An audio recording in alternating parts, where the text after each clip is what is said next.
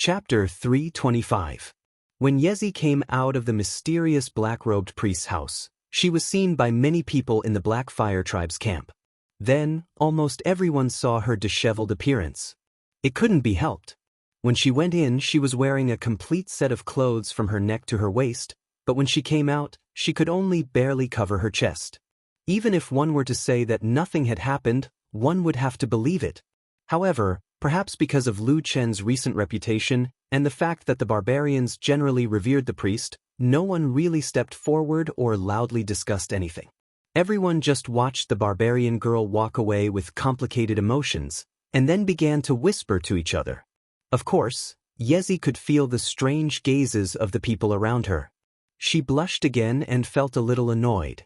But when she looked down at her torn clothes that could only be tied together, she could only walk away silently. These clothes were torn by him. If he had to blame someone, he really didn't know who to blame. Just like that, she walked quickly with her head down, and soon returned to the place where the Black Fire Tribe had settled the Divine Wood Tribe captives. After being exterminated, they became captives under someone else's roof, and even their survival depended on the mood of others. The Divine Wood Tribe members here were naturally very sensitive. The news that Hui Yen had come to pick Yezi and give her to Lu Chen as a maid had already spread throughout the Divine Wood Tribe. So when they saw Yezi suddenly return, a large group of people immediately surrounded her. Most of the people walking in front were women, and most of them were slightly older. There were 1 or 2 old men beside them, and it seemed that they had some experience or reputation among the Divine Wood Tribe members. These people obviously wanted to ask Yezi if there was any progress outside, and if the black-robed priest intended to keep his promise.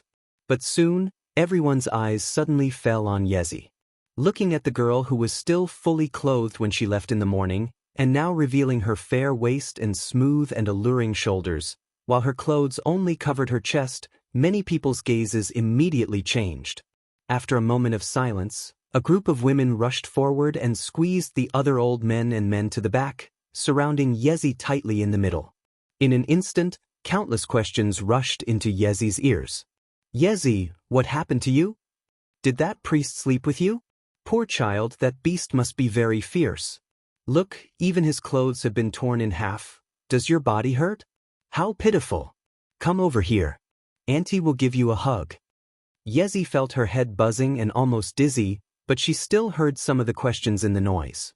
She quickly replied, No, I'm fine.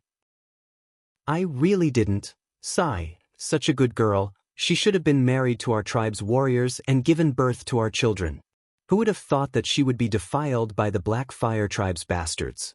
Before Yezi could finish her words, she was interrupted by a wave of comforting voices filled with sadness, pity, and heartache.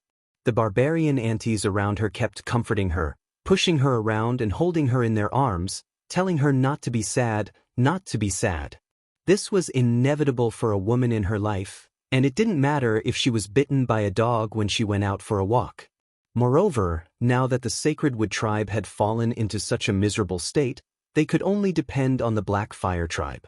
The black-robed priest's position in the Black Fire Tribe was not to be underestimated. Having a woman serve him was a good thing for everyone. At first, Yezi wanted to continue to argue, but after being interrupted several times and hearing the words of the people around her, she suddenly lowered her head, and her eyes were a little red. It was still noisy around her. Everyone seemed to be comforting her. Later, a few respectable elderly people squeezed in and solemnly told Yezi that they hoped she would be more open-minded and not be sad.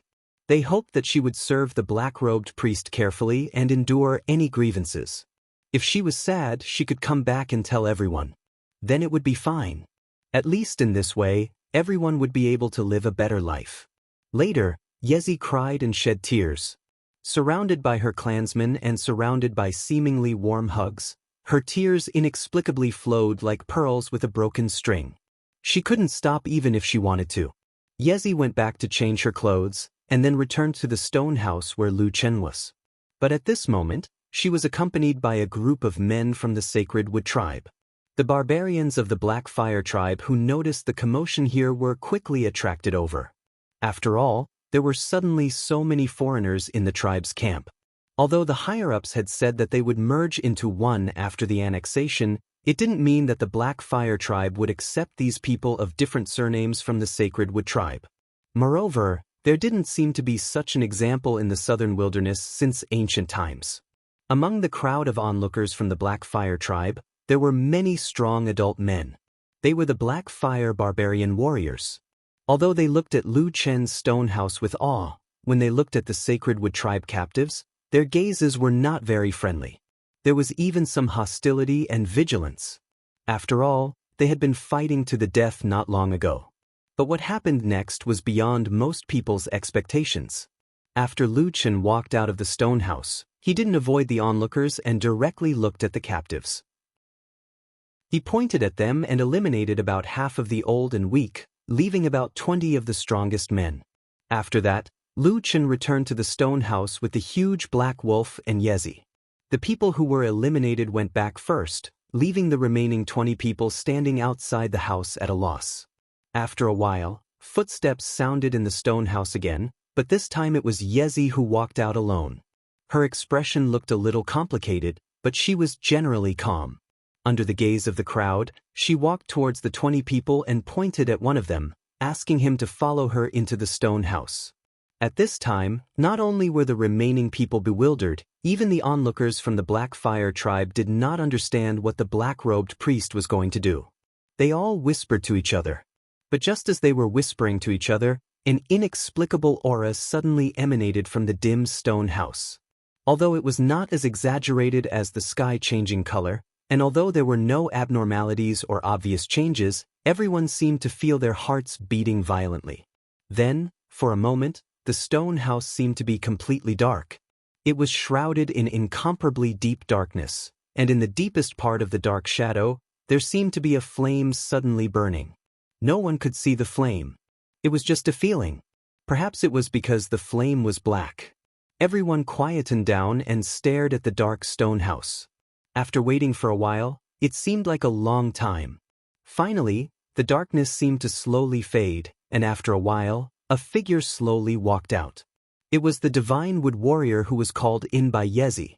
At this moment, the strong barbarian warrior looked a little defeated, and his expression was a little complicated.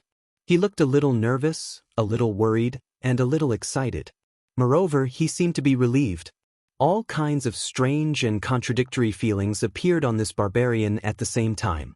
No one could figure out what he had experienced just now. And before the surrounding people could gather around to ask, another set of footsteps came from the house. Soon, the barbarian girl, Yezi, walked out again. After looking around expressionlessly, she pointed at another barbarian waiting outside and asked him to follow her in. When Yezi and the somewhat uneasy man entered the stone house again, the surrounding divine wood warriors immediately surrounded the first barbarian warrior and began to ask questions. The surrounding Black Fire tribe people also stretched their necks to get closer to them. They were also very curious. In the crowd, the barbarian warrior with a complicated expression was silent for a moment. Suddenly, he stretched out his hand and pulled open the front of his shirt, revealing his strong chest. Immediately, the surrounding people's gazes fell on his bulging muscles. Suddenly, everyone became silent. Where the crowd's line of sight could reach, there was now a totem symbol that was shaped like a blazing flame on the vital point of his chest. The totem symbol was completely black, deep and murderous, and it looked as if it would really burst into flames at any moment. That was the totem symbol of the Black Fire tribe. With the appearance of this symbol, there was a sudden uproar in the crowd further away. Several people, almost all of them warriors of the Black Fire tribe, cried out in surprise. In the middle of their foreheads, there was also the same rune. It was the same rune that Lu Chen used to cast the Black Fire witchcraft to demonize them. Chapter 326. The appearance of the Black Fire rune on the Divine Wood tribe warrior caused an even greater uproar and surprise among the Black Fire tribe compared to the group of captives. Everyone whispered to each other, anger and surprise on their faces. At the same time, a few strong barbarian warriors even turned around and ran into the distance. After a while, a group of people surrounded Hui Yen and walked over with large strides. The group of people in front quickly felt that something was wrong and quickly made way for them, including the group of Divine Wood tribe captives. Although there was still a hint of unwillingness on their faces, there was also a hint of fear on their faces. Most of them lowered their heads and retreated to the side. People who had just been exterminated and captured would never have the courage to resist. Moreover, when this group of aggressive Black Fire Tribe warriors walked over, each of them looked like a fiend. At the same time, many people noticed that some of them had blades and axes hanging on their bodies, intentionally or unintentionally. In the world of the barbarians, knives and axes only had one use, and that was to kill. Hui Yen stood in front of this group of warriors with a solemn expression. His face looked a little gloomy, while the other Black Fire Tribe warriors all had different expressions. There was reverence, anger, fear, and even a little worry. However, when they felt a dark aura surging out from the stone house, almost everyone stopped in their tracks. That was the power of witchcraft. Every warrior here, especially those who had experienced the battle with the Divine Wood tribe, could clearly feel it. They also understood the danger of this power more than the other tribesmen who did not know the origin of this power. Hui Yan's face was dark as he stood outside the dark door, staring into the depths of the darkness. His expression was indifferent, making it impossible for others to see what he was thinking. However, they could faintly see that the depths of his pupils were slightly contracting. After an unknown amount of time, the powerful dark aura finally faded. After a while, just like before, Yi sent out another man who had been marked with the black fire rune. She was about to point out the next person when a tall and burly figure suddenly appeared in front of her. Hui Yan's hill-like body stood in front of Yi like a giant beast. Yi subconsciously took 2 steps back, a trace of fear flashing across her face. However, Hui Yan did not pay too much attention to this barbarian girl. His gaze never left the dark stone house. At this moment, he only casually said to Yi in a low voice, "Lead the way, I want to see him." When he said this, Hui Yan's expression was not particularly fierce, but there was an inviolable aura in his tone. Yi secretly swallowed her saliva and then agreed in a low voice. She did not dare to call anyone else and just turned around to lead Hui Yan into the stone house. Following behind Hui Yan were Tai Xiong, He Niu, and a group of his trusted warriors. Seeing this, they also wanted to follow, but when Hui Yan was about to reach the doorstep, his body paused for a moment, then he turned around and suddenly ordered, "You guys wait outside." After saying this, he directly walked into the stone house without saying a word. Iron Bear, Black Bull, and the rest of the Black Fire warriors looked at each other. However, after a while, they finally spread out in 2s and 3s around the stone house. Then, intentionally or unintentionally, they surrounded the stone house and the 20 Divine Wood warriors outside. The moment he walked into the stone house, Hui Yan suddenly felt a feeling of darkness in front of him. After a while, when his eyes gradually adapted to the darkness, he saw a figure sitting in front of the stone house. At the same time, there was an extremely large figure lying on the ground beside him. A pair of slightly green eyes glanced at him. Needless to say, it was naturally Lu Chen and Ats. Yi walked up nervously and hurriedly, kneeling in front of the black-robed priest. When he stammered and wanted to explain something, Lu Chen casually waved his hand and said indifferently, "No need to say anything. This is our tribe's warrior leader. He can come whenever he wants." Hui Yan's expression was grave and stern. He did not reply. Instead, he slowly walked over and stopped a few feet in front of Lu Chen. Hui Yan's sturdiness were extremely outstanding even among the barbarian race's warriors. Originally, his stature was much larger than Lu Chen's. At this moment, Lu Chen was sitting on the ground, while he was standing. The difference between the two of them seemed to be even greater. It was as if an angry giant beast was staring at a small beast in front of it. Yi knelt to the side and looked at this somewhat tense and stiff scene. For some reason, his heart suddenly jumped to his throat. He was so nervous that he did not dare to breathe. However, Lu Chen's expression seemed to be very calm. He only lightly raised his head and looked at Hui Yan. He then pointed at the seat in front of him and said, "Sit." Hui Yan did not comply and sat down. He coldly looked at Lu Chen and said in a low voice, "Why did you do this?"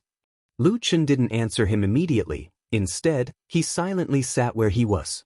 After a while, he didn't look at the giant like Huiyan standing not far away from him. Instead, he faintly said, "Ever since you were young, didn't your father, the chief of the tribe, teach you to respect and observe some etiquette towards the tribe's priests?" As he said this, the atmosphere in the dark stone house suddenly became a bit more tense. A chill that seemed to be able to freeze one's bones began to spread in this place. Ye's whole body began to tremble slightly. She subconsciously curled up her body desperately. At the same time, in the depths of her heart, an idea suddenly flashed like a flash of lightning.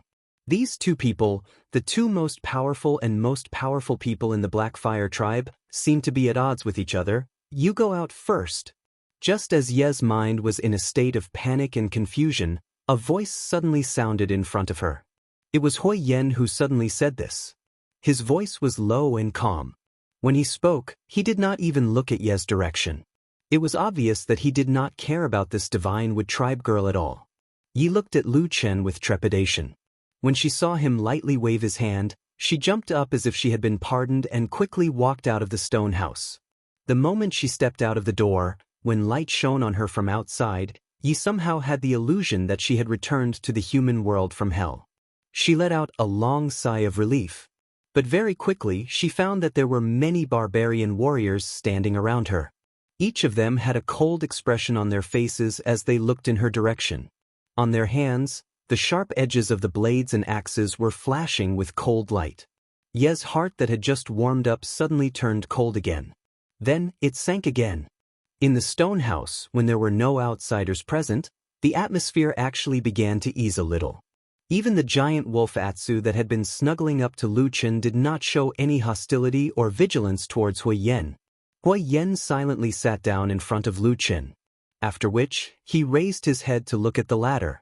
Very quickly, he discovered that Lu Chen was still wearing the white bone mask.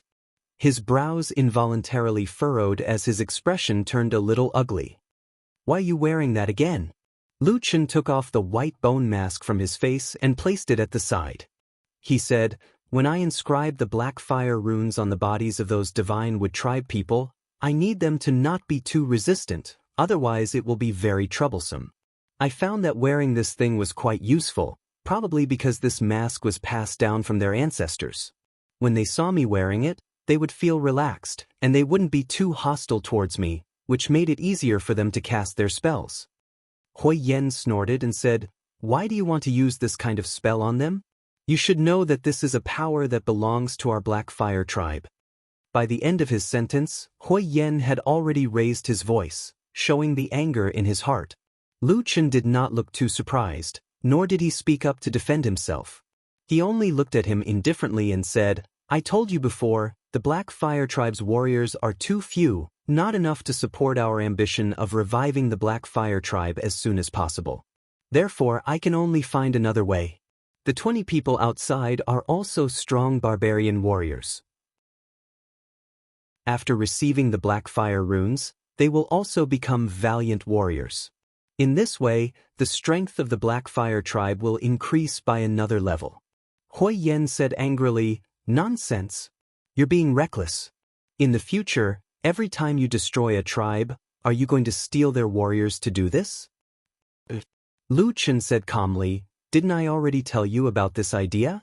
This is the most effective way to increase the strength of the Blackfire tribe in a short period of time." Huiyan took a deep breath and shook his head, saying, "But I also told you that this method is not appropriate. You should know that if there are too many of these foreign tribes with the power of demonization, even more than the warriors of our Blackfire tribe, when the time comes, what should we do?"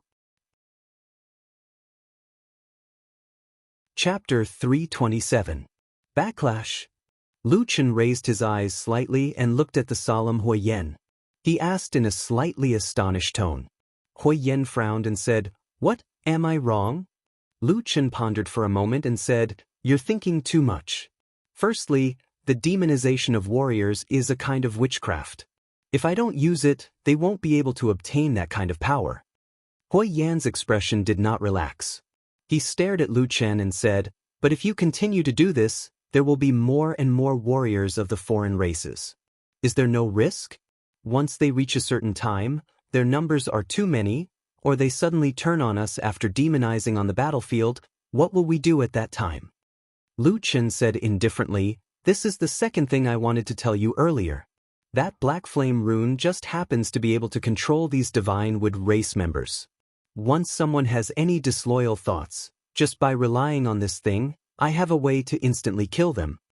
Hui Yen was startled. His face revealed an astonished expression. He said, what? The black flame seal pattern has this kind of effect? Lu Chen looked at him with a smile that was not a smile.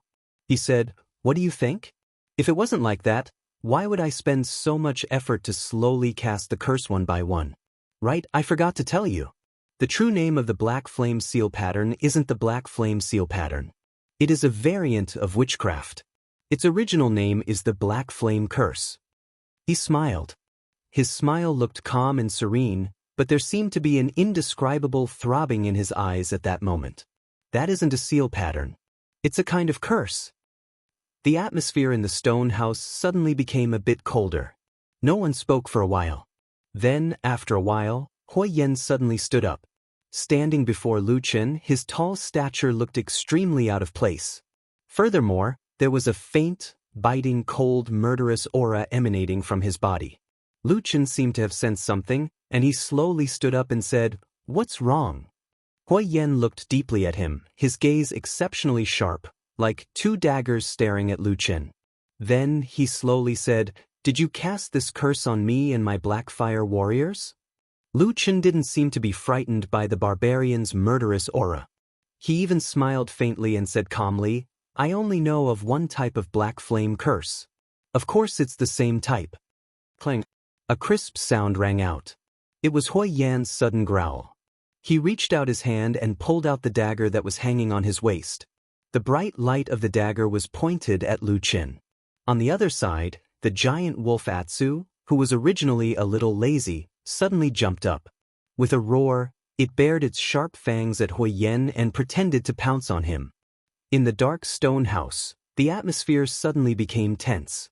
The two sides seemed to be confronting each other, and the situation seemed to be on the verge of exploding.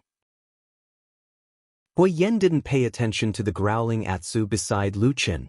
Instead, he stared at Lu Chen and gripped the dagger in his hand tightly. He said word by word, why? Lu Chen shook his head and said, no reason.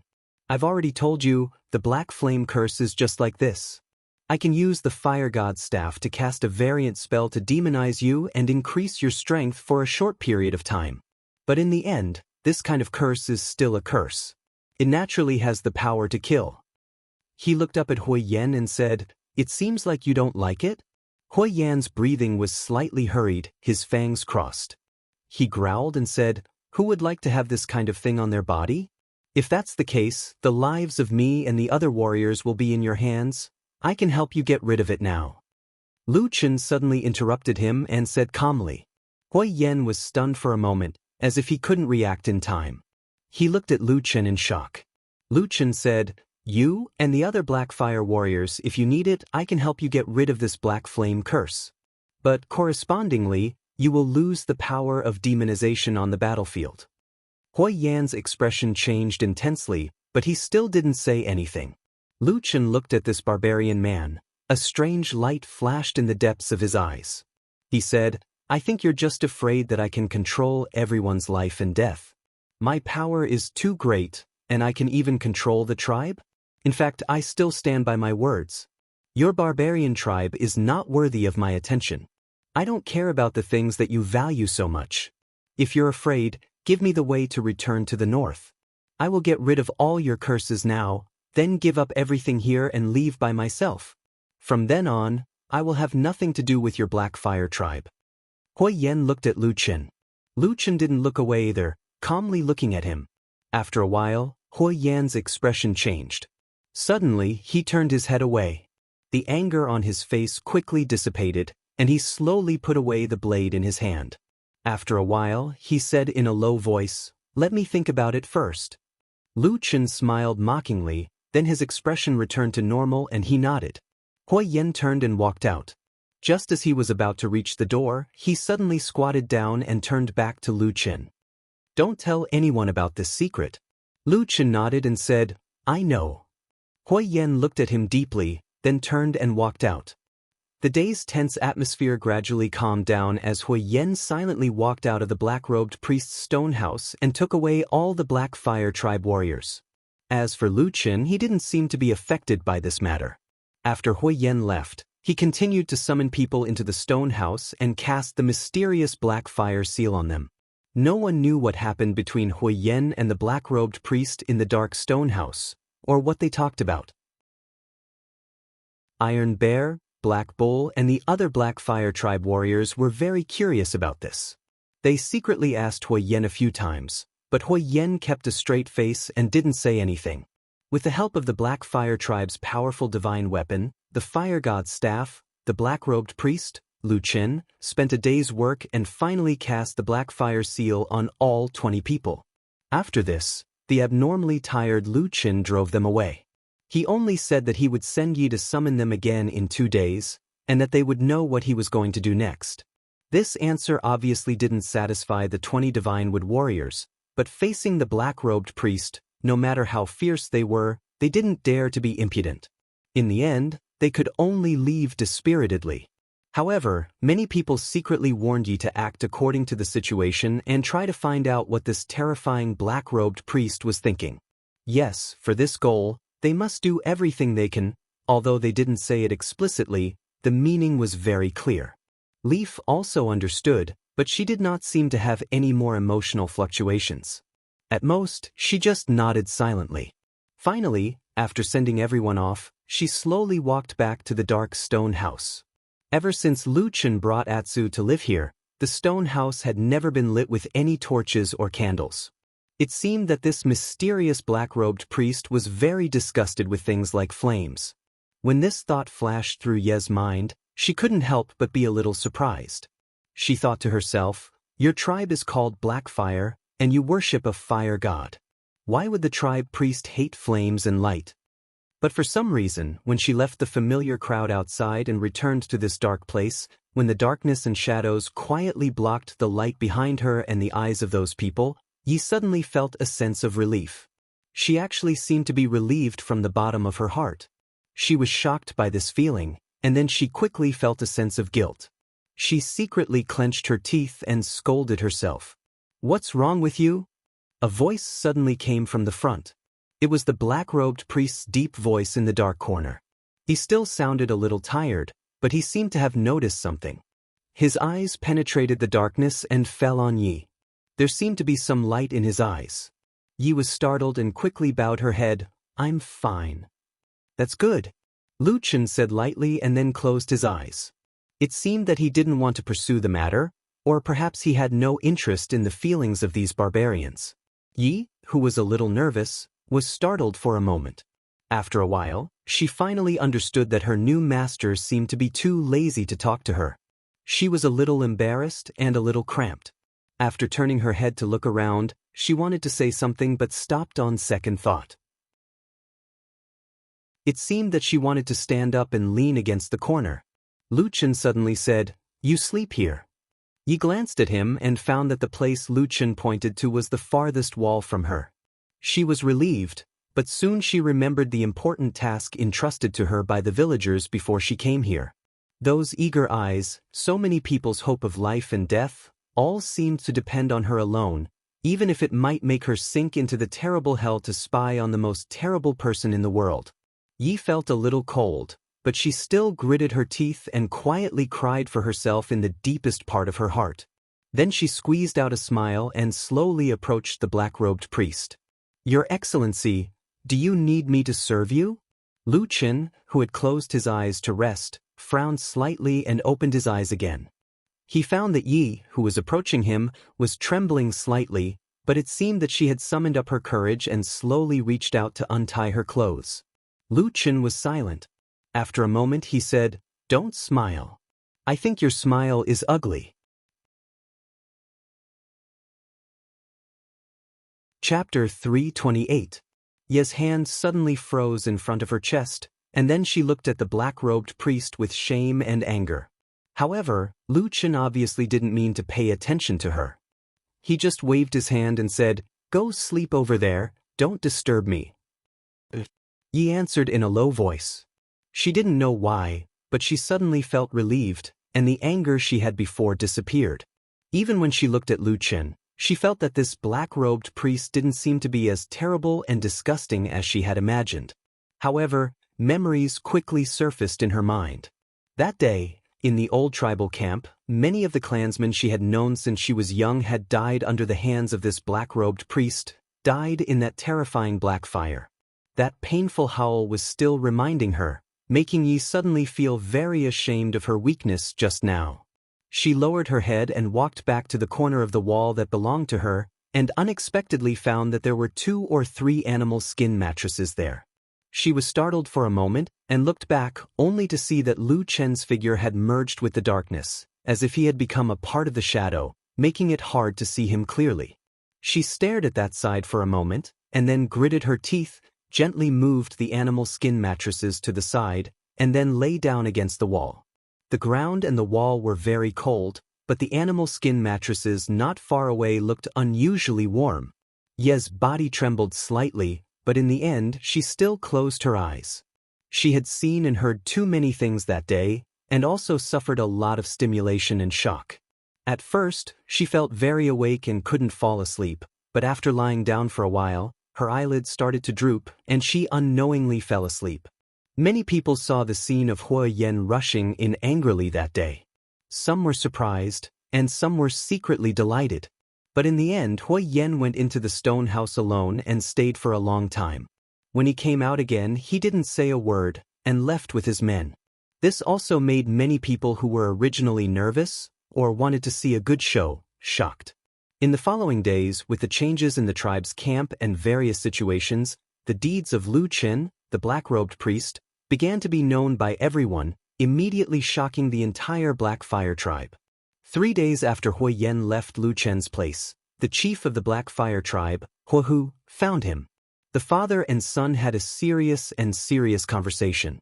At the same time, there were also 6 elders who were highly respected in the tribe. They were elders that Huo Yan had to greet whenever he met them. In this conversation, Flaming Tiger straightforwardly expressed his distrust of Lu Chen to his son. At the same time, he sternly warned him that there had never been an outsider who had become a priest of the Black Fire tribe, and Lu Chen's behavior after becoming a priest was incompatible with the behavior of all the great priests in the history of the tribe. This person is not of our race, so he definitely has ulterior motives. He was definitely not an emissary of the fire god. He was a minion of the devil. If we don't get rid of this black-robed priest, then our Black Fire tribe will perish in the hands of this terrifying human. The other 6 elders in the meeting all agreed, either solemnly or tactfully persuading Huo Yan, telling him not to be muddle-headed and to wake up as soon as possible. Everyone said that our Black Fire tribe has lived in this wasteland for thousands of years, following the rules of our ancestors. We have always lived well, and there is no need for any changes. That black-robed priest has gone against the rules, committed outrages, and even used the witchcraft of the Black Fire tribe on those captives. Such vile behavior will soon provoke the wrath of the fire god, and he may even send down divine punishment. When that time comes, won't we both be sinners of the tribe? When he reached the end of his speech, Huo Hu stood in front of his son. His aged face seemed to be somewhat distorted from his emotions. He grabbed Huo Yan's arm and said in a hoarse voice, "I'm old, son. The position of tribe leader will be yours sooner or later. As long as you kill that human, I will immediately abdicate and hand over the position of tribe leader to you."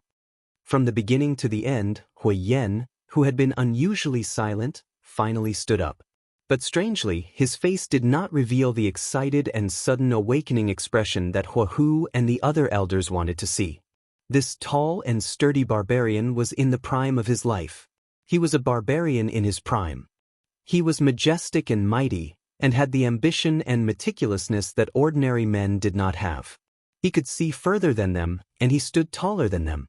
Occasionally, when he turned his head back, Huo Yan would realize that he no longer had any companions by his side. There was a bit of pain and disappointment in the depths of his eyes, but his expression was still calm. He stood up in front of the most senior elders of the tribe and said in front of his father, Fire Tiger, "You don't have to worry about these things in the future." After saying that, he ignored the astonished and angry gazes around him, turned around and walked out, leaving behind a room of angry elders and a suffocating atmosphere. Lu Chen only learned of this matter from Hui Yen the next day at noon. When Hui Yen came to find him, Lu Chen had just finished training the 20-strong Divine Wood warriors and let them go back first. The so-called training, of course, did not mean that Lu Chen would teach these barbarian warriors how to kill people or how to use weapons. Instead, it was to let these people familiarize themselves with the demonized state that he would enter after casting the spell, and how to better kill people. Apart from this, Lu Chen also told all the Divine Wood warriors that when casting the demonized sorcery, he would also plant the world's most vicious curse on everyone's body. If anyone dared to betray him, they would be burned alive in the terrifying black flames. After death, even their souls would not be able to escape, let alone return to the embrace of their ancestors and gods. But as long as all of you listen to my orders and serve me loyally, as long as you achieve great merit, you will be able to remove this curse. At the same time, from this day onwards, all the Divine Wood warriors would be known as the Black Fire Guards, and would only listen to the orders of the black-robed priest. These words, of course, quickly spread throughout the entire Black Fire tribe, and at the same time caused a huge uproar. It also became the evidence that the elders of the Black Fire tribe increasingly hated Lu Chen. When the sun set that evening, when Hui Yen sat with him in the stone house, this barbarian already looked somewhat disappointed. Lu Chen looked at him and said, "What's wrong? Are you unable to bear it?" Hui Yen waved his hand and closed his eyes as he leaned against the wall. After a while, he said, "I didn't expect Father and the other elders to be so short-sighted. They can't see at all why I want to push this matter forward." Lu Chen sighed, walked to his side and sat down, saying, "You're wrong." Hui Yen opened his eyes and looked at him, saying, "What do you mean?" Lu Chen said, "You can see so much foresight and do so many daring things. That's because you are a unique and different barbarian. Among so many tribes in the wilderness, how many barbarians like you are there? You can't even find one in an ordinary tribe. Perhaps it's normal that they don't understand you?" Hui Yen smiled bitterly and said softly, "I just want to restore the glory of my ancestral tribe. I don't deserve such praise." He paused and frowned, saying, "Oh right, can you keep a low profile when dealing with those 20 Black Fire Guards? You know what the situation is now. Demonizing every day is like stabbing their hearts with a knife." Lu Chen shrugged, saying, "I can't help it, time is too tight." Hui Yen was startled, saying, "What do you mean?" Lu Chen said indifferently, "In 3 days, Thunder Lizard, Ghost Fox and Mountain Spirit, you can choose one of these 3 tribes." Hui Yen was shocked and stood up abruptly, saying, "What? How long has it been you're going to fight?" Lu Chen said calmly and firmly, "The wilderness is so big, there are so many tribes, we don't have time to waste.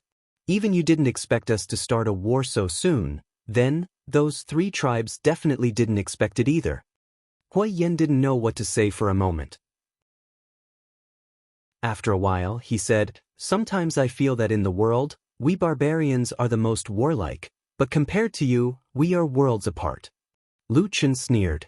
He turned around and walked into the depths of the darkness. At the same time, he said, "Stop pretending. Anyway, it's just blood and lives. In the wilderness, the victor is everything. You're the one who said that to me." Hui Yen was silent for a long time, then turned around and walked out of the stone house. As he walked in the open space of the tribe's camp, he occasionally raised his head to look at the dark sky, and suddenly saw a meteor flying across the night sky. That was a bold and unrestrained meteor, emitting a dazzling brilliance, instantly lighting up the entire starry sky, dazzling people's eyes. It flew passionately and fiercely, as if it was rushing forward recklessly, piercing through the darkness, until it finally disappeared into the depths of the distant darkness. Hui Yen stared blankly at the meteor's last light disappearing into the night sky, suddenly feeling a chill. When he lowered his head, he found that there was a slight gust of wind in the surroundings. In the darkness of the wilderness, the wind was blowing. Chapter 329. This can't go on any longer. An angry roar came from the house. Although it was suppressed, making the voice sound low, some echoes still floated out from the gap of the closed door. One could feel how angry the person in the house was at this moment. Standing outside the closed door were 4 or 5 barbarian males of the Black Fire tribe.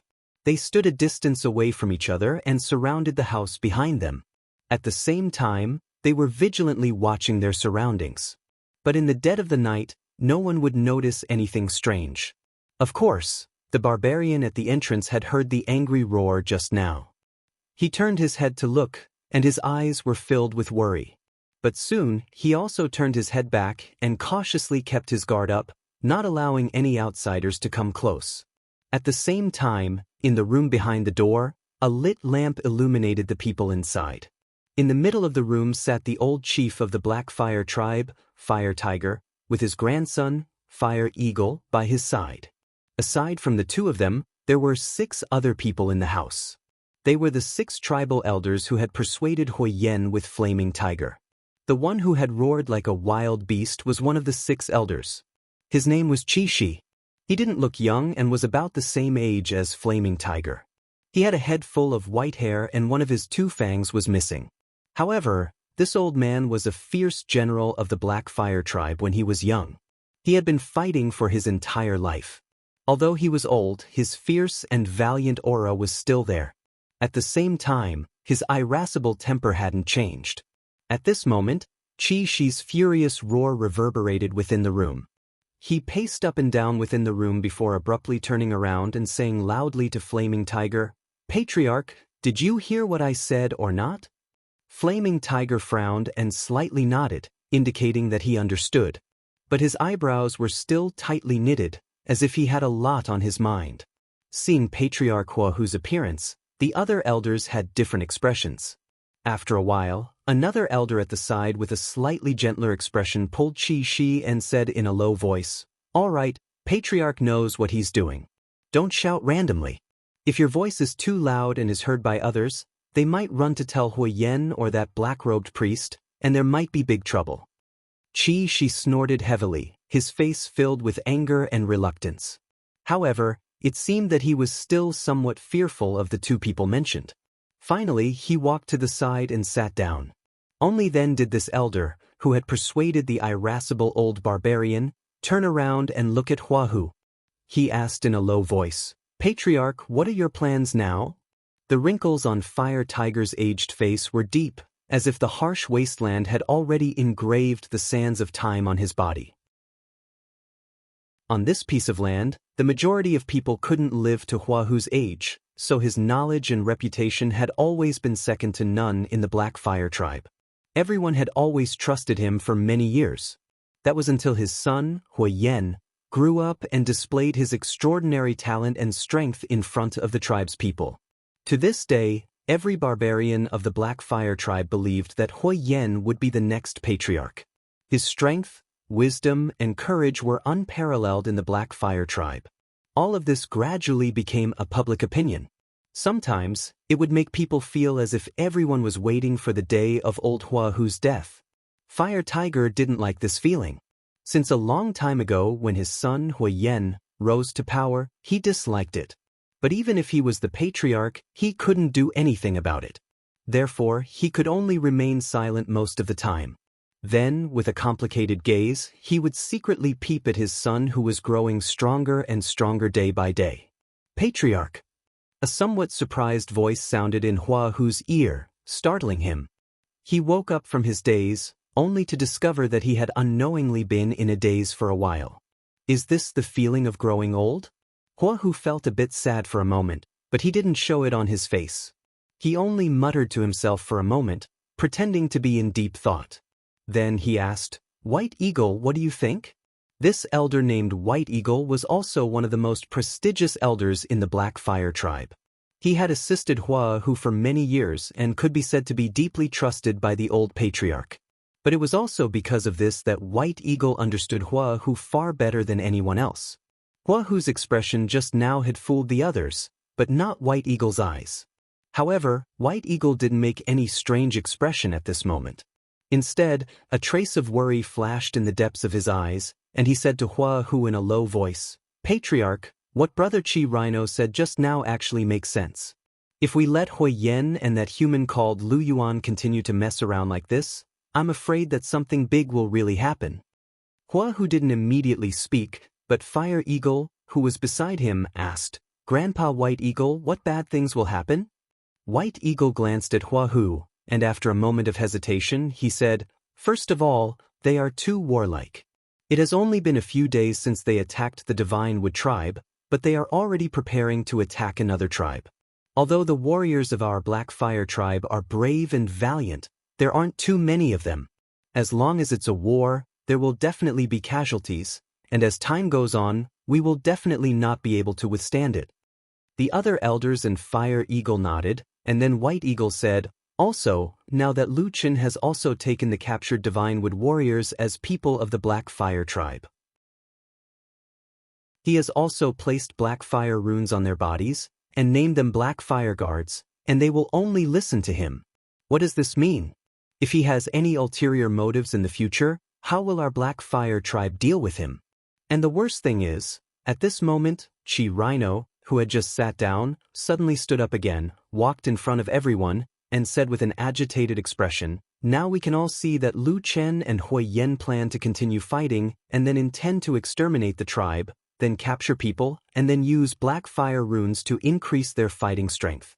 But everyone, don't forget, according to their methods, it won't be long before our Black Fire tribe's warriors die, but the other tribes will capture more and more Black Fire guards and obey the priest.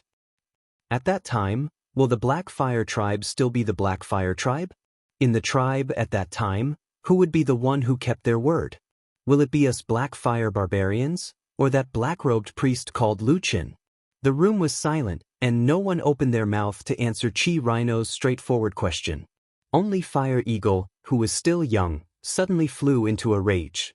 He turned over and jumped up, saying angrily, "We can't let this happen. Damn it, we should have killed that monster with one strike." Killed that black-robed priest with one strike? The few elders in the room, except for the simple-minded Qi Rhino, who was extremely angry and impulsive, looked at each other. After looking at each other a few times, they all frowned and did not speak. Although most of the barbarians were impulsive, violent, and ferocious, as long as they were old and still alive, most of them would have seen a lot of things, experienced a lot of hardships, and understood some of the principles of life. On the contrary, barbarians like Qi Rhino, who had always been impulsive and angry until old, were actually rare in their age group. White Eagle was the same. Compared to when he was young, the current him was especially calm. He didn't answer Fire Eagle's words, but looked at the old Chief Fire Tiger and called out softly, "Chief?" Fire Tiger slowly raised his head and glanced at White Eagle. His voice sounded a little low. "What do you want me to do?" White Eagle wanted to say something but stopped. Qi Rhino, who was next to him, became anxious. He simply took a few steps forward and said, "Chief, the current situation of the tribe is critical. We need you to come out and rectify it." Fire Tiger sighed, and there seemed to be some helplessness on his face. He said, "Rectify? It's not like you don't know the situation of the tribe. Today, almost all the warriors of the younger generation were brought up by Hui Yen. They can be said to be dead set on him. Even I, the chief, may not be as useful as Hui Yen." White Eagle walked to Fire Tiger's side and sat down. He said softly, "Chief, no matter what, the position of chief is still yours. As long as you speak, the young people of the tribe will have to listen. Even if Hui Yan's reputation is soaring, as long as he doesn't say anything, as long as you come out, you can still control the situation." Fire Tiger's complexion slightly changed. He looked at White Eagle and said, "What do you mean?" White Eagle was silent, but at the same time, the other elders, including Qi Shi, stood up at the same time and walked behind White Eagle. Fire Tiger's complexion greatly changed. He suddenly stood up and stared at these people. He didn't know why, but his old face twisted. Even his voice became a little hoarse. He hissed, "Are you crazy? He is my son. Chapter 330. Behind Huahu, the young fire hawk suddenly stood up, but he seemed a little confused. He didn't seem to understand why his grandfather had suddenly become so agitated, and why the surrounding atmosphere had suddenly become so tense. Fire Hawk instinctively rushed to Huahu's side and grabbed the knife at his waist with one hand. He then looked warily at the tribal elders of his grandfather's generation, and then at his grandfather with some doubts. Opposite him, White Eagle, who was standing in front of the crowd, sighed. He didn't seem to care about Fire Hawk's offending appearance. He even reached out and patted Fire Hawk's shoulder, indicating that he had no malice. Then he looked at Huahu with a complicated expression, saying, "Patriarch, I've been with you for most of my life. At this age, I won't have any other thoughts." Huahu's expression seemed to have calmed down a little. He glanced at White Eagle, then reached out and pulled back his grandson, who was in front of him, and whispered, "It's all right." Fire Hawk let out an "oh," then Huahu looked at the others. After a long silence, he suddenly said, "Hui Yen said that Lu Chen is the emissary of the fire god, and that he carries the will of the fire god. What do you think?" Before White Eagle could speak, Scarlet Rhinoceros had already shouted, "This is complete nonsense. Since ancient times, not to mention our Blackfire tribe, even among the thousands of tribes in the southern wilderness, which one of them has ever heard of a human being being a priest?" Huahu was speechless. White Eagle and the other elders didn't look good, but no one said anything. Scarlet Rhino's words were indeed very reasonable, and the facts of the past were indeed so. But at this moment, the people present, intentionally or unintentionally, had all avoided another equally irrefutable fact, and that was that Lu Chen possessed the power of black fire that couldn't be clearer. In any case, he wasn't a barbarian, nor a member of the Black Fire tribe. He didn't have the bloodline of the Black Fire, so there must be something wrong with him. Everything was fake. Even if he had the Black Fire, it must be a trick. Huahu's face was wooden. After a moment, he whispered, "Then Hui Yen." White Eagle immediately said, "That human race priest's methods are crafty. Perhaps he secretly used some method to confuse nephew Hui Yan's mind."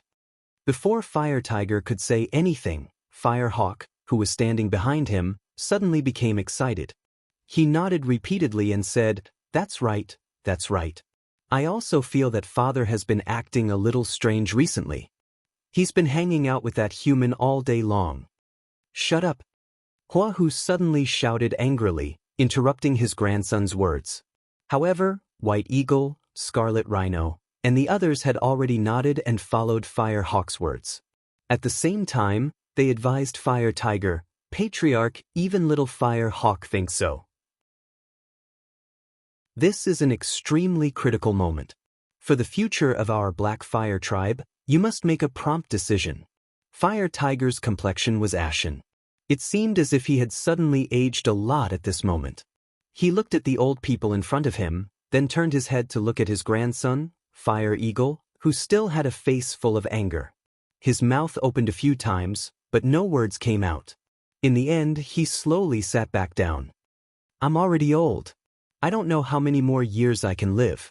Fire Tiger's voice sounded particularly hoarse and low, as if he was making a final struggle.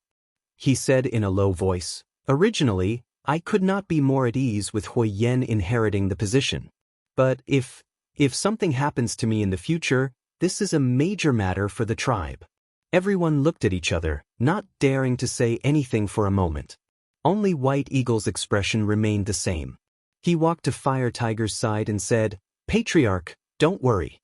If nephew Hui Yen is fine, we naturally won't do anything to him. But if he's been bewitched too deeply by that human shaman and is unable to free himself, for the future of our tribe, there's nothing we can do." Hearing this, Fire Hawk, who was standing to the side, suddenly trembled. It was as if he had only just understood something. Immediately, his entire face turned pale, and he looked completely devoid of blood. Even his body began to tremble slightly. White Eagle glanced at this young boy and saw the shock, panic, and fear on his face. He frowned slightly, and a trace of disdain flashed in the depths of his eyes. Then, he looked at Fire Tiger and said in a low voice, "Moreover, don't you still have Fire Hawk? He's your grandson, and your blood runs through his veins. As long as you focus on nurturing him, us old fellows will definitely support him with all our strength. In a few years, I think Fire Hawk will definitely become a qualified patriarch." When he said the last two words, White Eagle turned to Fire Hawk and deliberately emphasized his words. Fire Hawk was dumbfounded, but gradually he seemed to understand something. The emotions in his eyes suddenly became blazing, and even the fear and panic he had just felt were replaced by this new surge of excitement. He was so excited that even his breathing became heavy. But after a moment he suddenly sensed something. He turned his head and saw that his grandfather, Fire Tiger, was staring at him. Fire Hawk's heart turned cold, and he subconsciously lowered his head. Fire Tiger stared at his grandson for a long time, and finally let out a long sigh and slowly shook his head. Before Yi became the mysterious and terrifying black-robed priest's maid, she had always been terrified when she arrived in front of the dark stone house. The advice of her clansmen had given her a tragic feeling, and she felt that she would soon die in that stone house. Perhaps she would even be tortured, but if it was for the sake of so many clansmen, perhaps everything would be worth it. But to her surprise, life in this stone house was different from what she had expected from the beginning. The black-robed priest was silent most of the time, but he did not offend her in any way. Well, perhaps he was not interested in her, and even bluntly said that she had an ugly smile. Well, it's better to be talked to like this than to be thrown on the bed and ravaged, Yezi thought with a bit of joy. In these days, the priest named Lu Chen ordered her to do things very naturally. All kinds of chores, including going out to call for her clansmen, were handed over to her. This also brought about another effect, and that was, the captured divine wood clansmen now generally believed that the black-robed priest had slept with Yi, and that was why they believed her. In the beginning, Yi actually wanted to explain, but she quickly gave up on this idea because she found that it seemed that this was the only way for her clansmen to be happy and live more energetically. Although many people began to look at her with strange emotions, which seemed to be hidden very deeply like some sharp things. Stabbing people. It was very strange, and even Yi herself could not figure out why. She felt that she had clearly come to Lu Chen's side for the sake of her clansmen. Although Lu Chen really did not do anything to her, in everyone's impression, shouldn't she have done something good for her clansmen? But why was there disdain and contempt in their eyes? Even if everyone was smiling and comforting her in front of her, the stinging in their eyes had never disappeared. Yi. A sudden call awakened Yi from her daze. Yi quivered and jumped up. She hurriedly ran over to the black-robed priest who was sitting in the dark and said, "Sir, do you have any orders?" Lu Chen looked at her indifferently and said, "Go to the camp and ask the Fyrock chief to come here." Yi replied with an "oh," and agreed. Nowadays, Lu Chen had gotten used to ordering her to do these kinds of errands. She, who walked around the camp all day, seemed to have gained the approval of most of the Black Fire clansmen. She turned and walked out. But when she passed by the door, the giant wolf that was lying there like a guard dog suddenly roared at her and bared its teeth fiercely. Yi was so scared that she screamed and took 2 steps back. Seeing that it had scared Leaves, the black wolf Atu barked twice proudly and lay back down, as if nothing had happened. Yezi cursed the abominable big black wolf countless times in her heart, but on the surface, she could only avoid it awkwardly and even fearfully. In this dim stone house, it seemed that the black-robed priest was actually a decent person, but the beast was particularly abominable, scaring people all day long. A few nights ago, it even lay beside her in the middle of the night and suddenly roared, almost scaring Yezi out of her wits. She did not sleep well for several days. But after that incident, it seemed that the black-robed priest could not stand it anymore. He grabbed the giant wolf named Atsu and scolded it. He seemed to have kicked the giant wolf a few times. Only then did Atsu become more well-behaved, and Yi was gradually able to sleep peacefully. Unexpectedly, this stupid dog seemed to have a problem again today. While thinking, Yi had already walked out of the house and walked forward quickly. Now she was very familiar with the situation in the Blackfire camp. The other Divine Wood tribesmen were still somewhat restricted and could not walk freely in the Blackfire camp. She was the only exception.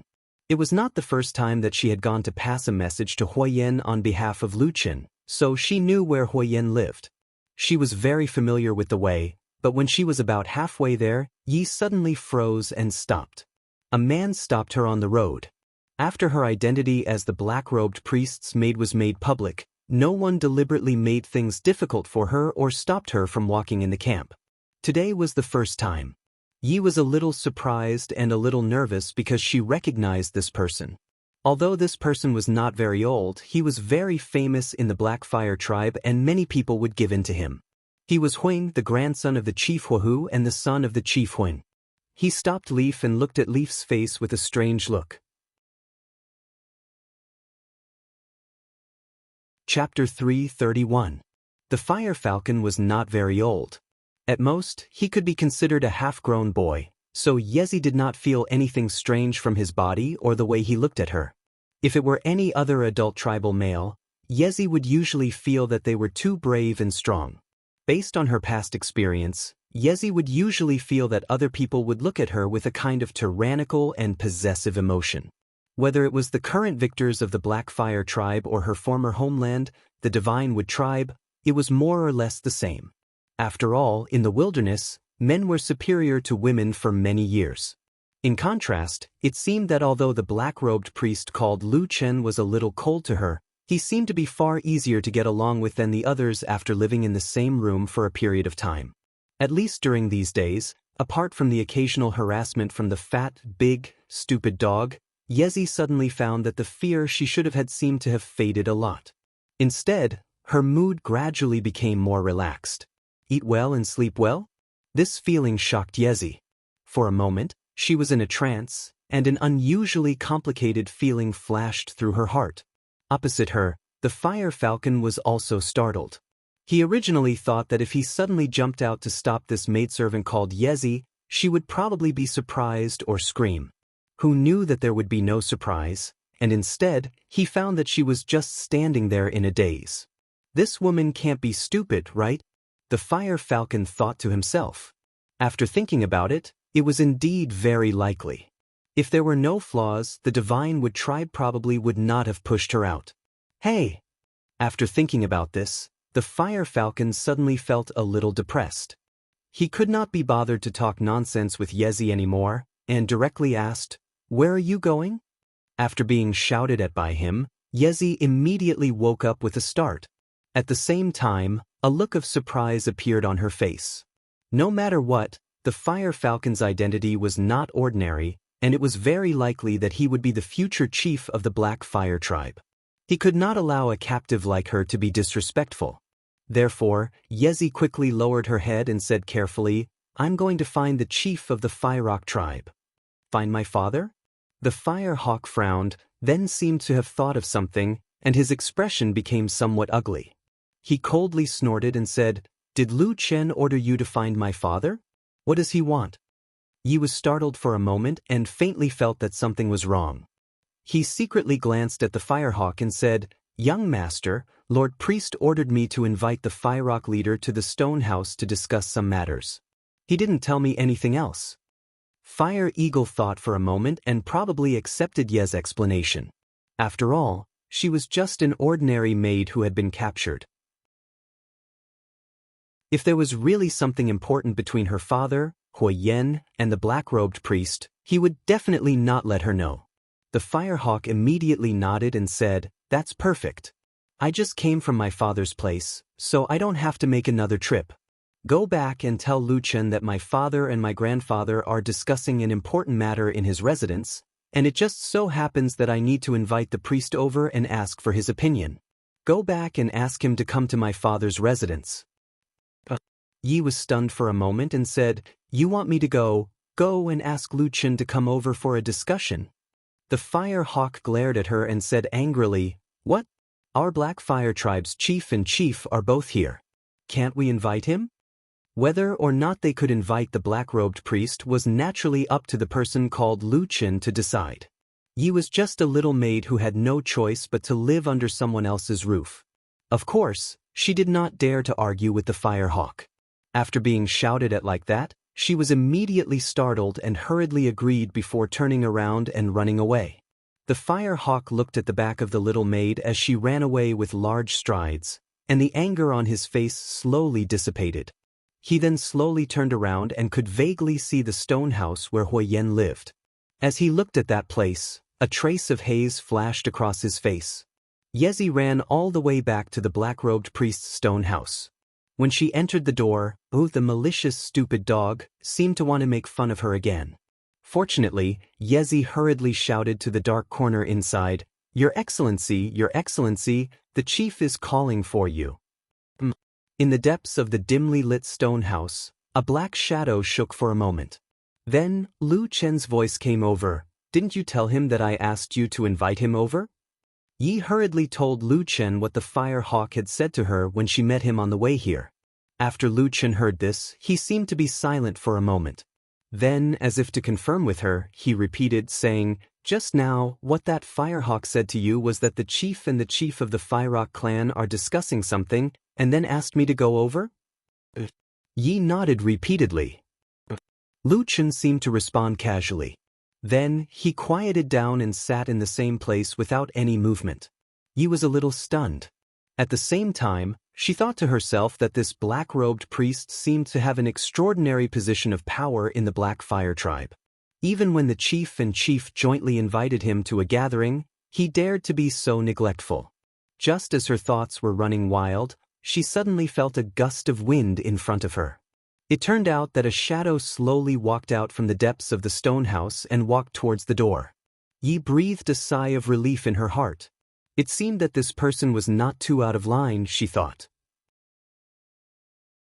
But at this moment, the giant black wolf Atsu that had shrunk back to the ground suddenly raised its head and stood up from the ground. It seemed to have sensed something. It stared at the approaching Lu Chen and suddenly growled in a low voice. The growl contained an indescribable fierceness. Yi was startled and could not help but take a few steps to the side. "You're crazy again?" Yi stared at the abominable big dog and shouted. She deliberately raised her voice so that the black-robed priest could hear her and scold the stupid dog like before. Because every time this happened, Atsu would behave for a while, and Yi could sleep peacefully for at least 2 days. Unexpectedly, after Lu Chen walked over, he did not have the slightest intention of scolding Atsu. Instead, he looked down at Atsu and reached out his hand to gently touch Atsu's head. Atsu bared its fangs and looked ferocious, as if it was about to eat someone. Yi clenched her fists nervously.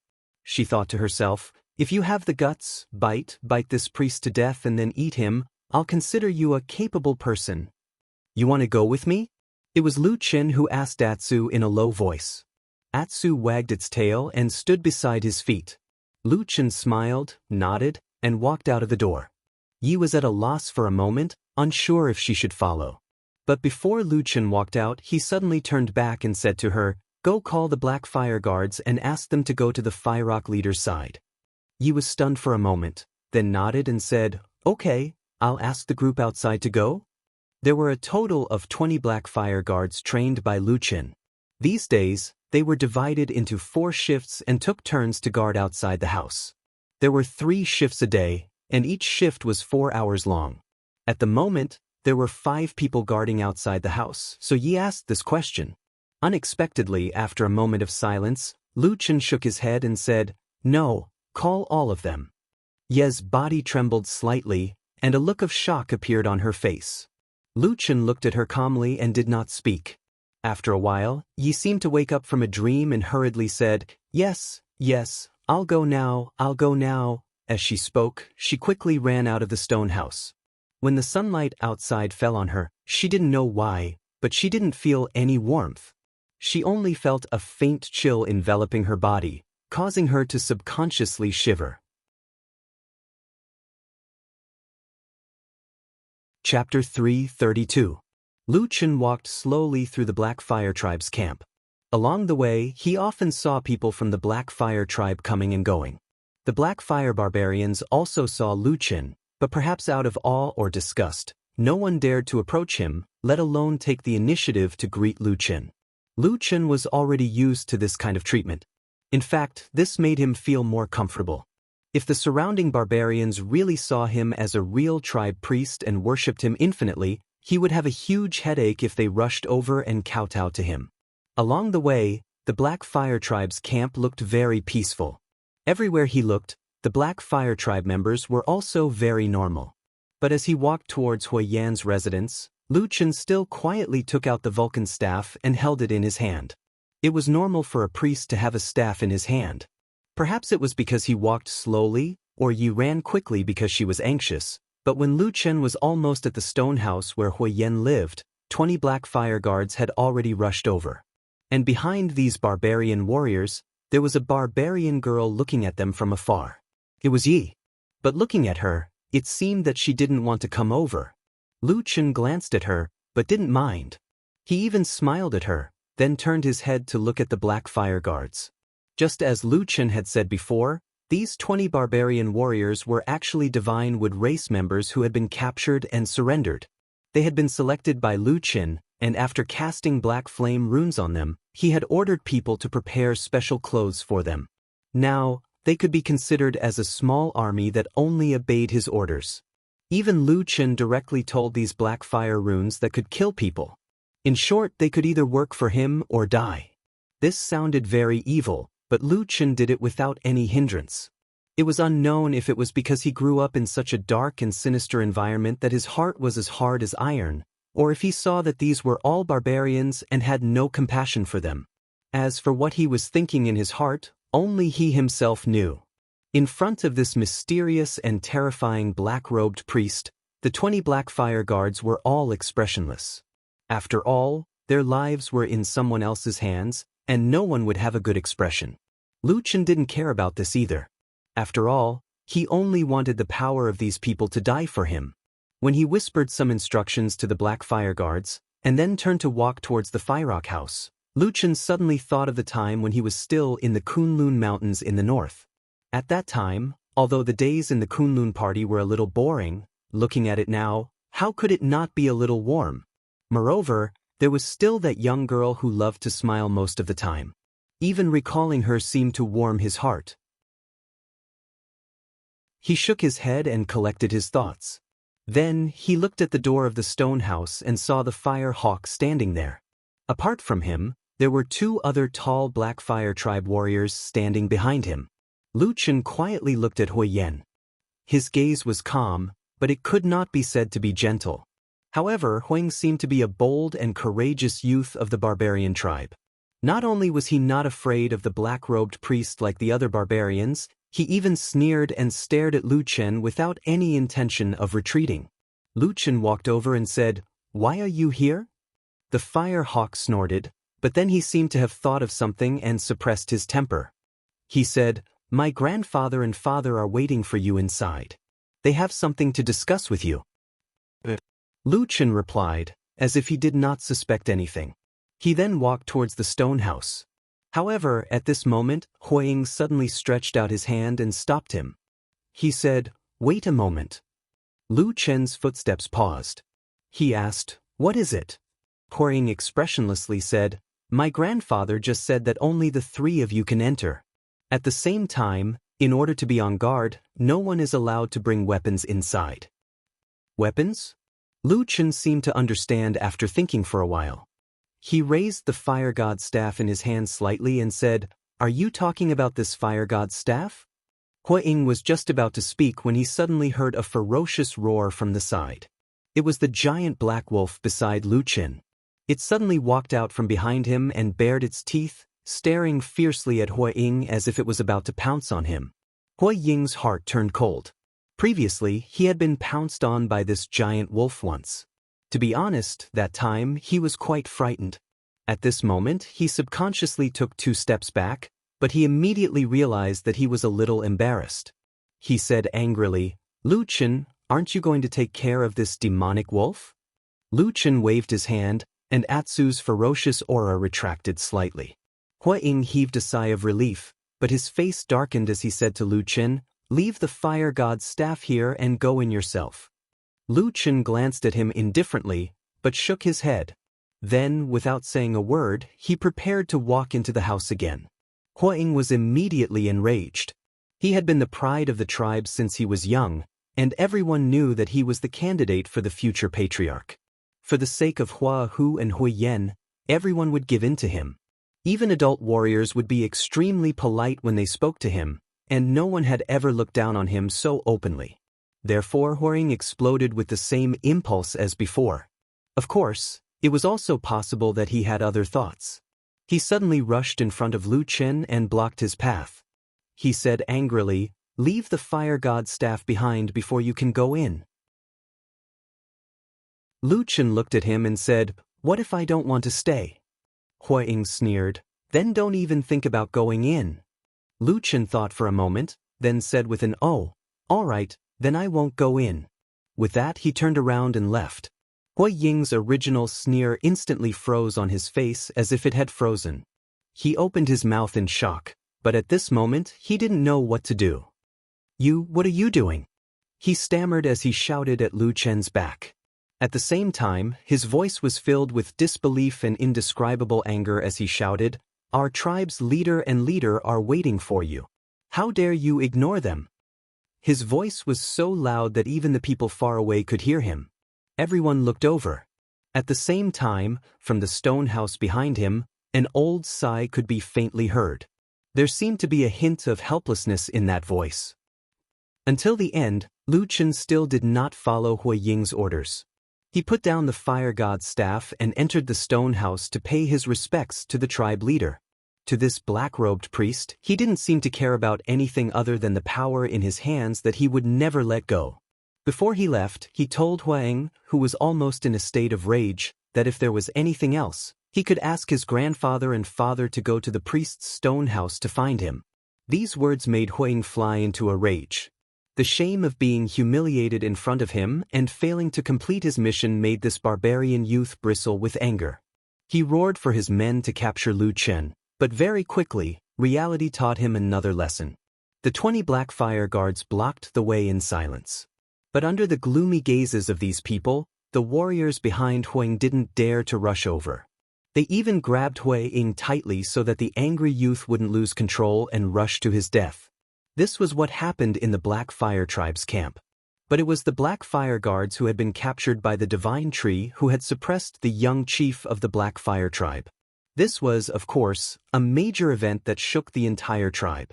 So very quickly, warriors of the Black Fire Tribe rushed over from all directions. The atmosphere in the camp suddenly became tense.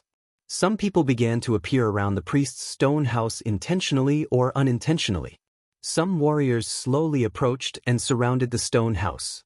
But inside the stone house, everything seemed to be very calm. Yi had also returned. After seeing the confrontation just now, her heart was beating very fast. She had many questions to ask this black-robed priest, but she didn't dare to speak. But after a while, a question suddenly came from the dark shadows. "How many days has it been since you last saw the Firerock Chief?"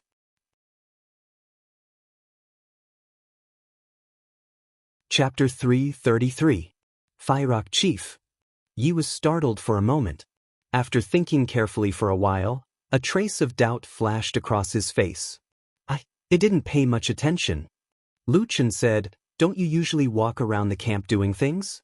Could it be that you haven't seen him even once in so many days?" Yi frowned again and said thoughtfully, Now that you mention it, it seems that I really haven't seen the Firerock Chief for a few days." Lu Chen lowered his head in thought. After a moment, he said to himself, "Is there really such a coincidence? We're going to battle in 2 days?" Yi didn't hear clearly and asked, "Sir, what did you say?" Lu Chen was silent and no longer spoke. He just sat in the dim shadows of the house, as if he had merged with the surrounding darkness. Fire Falcon, who had been humiliated and belittled by Lu Chen in public during the day, did not rush over to fight Lu Chen as he had said when he flew into a rage. It was unknown whether his anger had subsided or he had been dissuaded. But for Fire Falcon, who had always been proud and arrogant, this should be a great humiliation. Before the sky turned dark, Lu Chen summoned the 20 Black Fire Guards. In the end, as usual, only 5 of them were left on duty, while the other 15 were dismissed to rest. But before they left, Lu Chen called them to the dark stone house and spoke for a while. Outsiders couldn't hear or see what the black-robed priest had said to these people, but when the Black Fire Guards left the stone house, they found that their expressions were slightly solemn. This scene was secretly seen by someone, and it didn't take long for the news to reach the most powerful people in the Black Fire tribe. Fire Falcon was accompanying his grandfather, Fire Tiger, as usual. He sent all the Black Fire guards back? After listening, Fire Falcon was the first to ask, and even his voice rose a few octaves. The one who spoke in front of him was Chi. The one who had been sent to secretly monitor the situation in the black-robed priest's stone house was his subordinate. In the Black Fire tribe, the strongest and bravest barbarian warriors were naturally the group that had gone to the Sacred Wood tribe last time. But these Black Fire warriors mostly trusted Fire Rock, and secondly, they already had the Black Fire runes cast by Lu Qin on them. They were warriors with demonic abilities, so it was hard to guarantee which side they would side with. So in this situation, the few senior elders of the Black Fire tribe played a big role. They all had subordinates, and although they couldn't compare to the most valiant warriors, they were still a force not to be underestimated. At this moment, Scarlet Rhino smiled at the Fire Hawk and said, "Indeed. It seems that Lu Qin only came to show off his might during the day. When he went back, he saw that no one dared to provoke him." Fire Falcon fiercely gritted his teeth and said in a low voice, "This person insulted me during the day. I won't rest until he's dead." Chi smiled but didn't say anything. White Eagle walked to Fire Tiger, who was resting with his eyes closed, and said, "Patriarch, it's time to make a decision." Fire Tiger slowly opened his eyes and looked at White Eagle. White Eagle said, "It's best to end this quickly. That Lu Qin is the tribe's priest. Although he can't completely convince everyone, it's not appropriate to kill him in public. It's best to take advantage of the dead of the night to catch this person and his henchmen in one fell swoop. If it's the Sacred Wood tribe's survivors, then our Black Fire tribe will have a bright future. At that time, even if it's daybreak and the other tribesmen find out, with you there to hold the fort, and a few more crimes will be thrown on his head. Naturally, everything will be peaceful." Fire Tiger was silent for a long time. He didn't agree, but he didn't refuse either. When everyone's gazes gathered on him, this old patriarch slowly stood up and walked towards a wall on the other side of the room without saying a word. When he walked to the side of the wall, he reached out and touched an inconspicuous place on the cabinet. There was a rumbling sound, and a secret door opened. Then, Fire Tiger walked in alone, and a moment later, the secret door closed again. There was silence in the room. Everyone looked at each other. She was the most impatient and asked White Eagle, "Patriarch, what's wrong with him? He won't be getting cold feet, right?" White Eagle pondered for a moment, then shook his head and said, "He won't, don't worry." After Fire Tiger walked into the secret room, his eyes swept around. He saw that the room was dim, and there was no furniture, only a sturdy stone chair connected to the ground in the middle of the secret room in front of him. A burly man was tied to the chair. With the dim light, it could be seen that the man was Huiyan. This burly and strong barbarian leader was tightly tied to the stone chair with ropes. Apart from his head, his body couldn't move at all. There were many wounds and bloodstains on his head and face. It was obvious that he had experienced a fierce battle before he was tied to this place. At this moment, perhaps because he heard the footsteps, Huiyan, who had his head lowered, looked up. In the dim secret room, the father and son looked at each other silently. But in their eyes, there seemed to be faint sparks flashing. After an unknown amount of time, Fire Tiger shook his head and slowly walked to Huiyan's side. Then he calmly sat on the ground next to him. A shadow enveloped the father and son, and the sky outside looked like it was about to turn dark. "Father, must you do this?" Huiyan's voice sounded in the secret room. It was low and slightly suppressed, and there was a faint trace of exhaustion in his voice. Fire Tiger's expression was indifferent. After a moment, he said, "You forced me to do this." Huiyan sneered, but didn't say anything. Fire Tiger waited for a moment, then continued, "I know you hate me in your heart, but have you ever thought about it? I raised you from a young age and nurtured you bit by bit. Everyone in the tribe knows that after I die, the position of tribe leader will be passed on to you. I've already done this much, what else do you want me to do?" Huiyan said, I don't want you to do anything as long as you watch from the side, father. Everything I do is for the Black Fire tribe. I will make the Black Fire tribe strong again and restore the glory of our ancestors. You will make the Black Fire tribe fall into eternal damnation. Fire Tiger suddenly shouted, interrupting his son's words. Hui Yen glanced at him, then sneered and shook his head without saying anything. Fire Tiger took 2 deep breaths and calmed down a little. Then he said, that man called Lu Chun of the human race is definitely not an emissary of the fire god. He is a demon, a spy sent by the human race. You have been completely deceived by him. Hui Yen lightly said, he has the power of the black fire in his body. Fire Tiger shook his head, that is just him pretending to be mysterious. The fire god will never pass his power to anyone outside of our Black Fire tribe. Hui Yen stared at his father for a long time, then suddenly sighed and turned his head away, no longer saying anything. Fire Tiger didn't seem to care about his son's actions. He only looked at him calmly and said, son, I will give you one last chance. As long as you come with us tonight to capture that Lu Chen and then kill that monster with your own hands in front of everyone, then the past will be written off. Everything will be the same as before, you will still be the same, and the position of tribe leader will still be yours. Hui Yan's expression twisted for a moment, as if he was struggling in his heart. But very quickly, his expression slowly became firm, and he heavily shook his head. Fire Tiger stood up and stared at his most outstanding son, whom he had high hopes for many years. His eyes were filled with disappointment, and he said in a low voice, why are you so stubborn? What kind of sorcery did that Lu Chen cast on you to make you become like this? Hui Yen was silent for a moment, then said, father, the ones in the wrong are you all, not me. Fire Tiger stared at him for a long time, then finally let out a long sigh, as if he had finally given up. He turned around and slowly walked towards the door of the secret room. Just as he reached out to open the door, his body paused for a moment, but he didn't turn around. Instead, as if he was giving his final instructions, he lightly said, you will spend your last night here. But don't worry, I will properly train Fire Eagle. In the future, he will definitely become an even more outstanding tribe leader than you.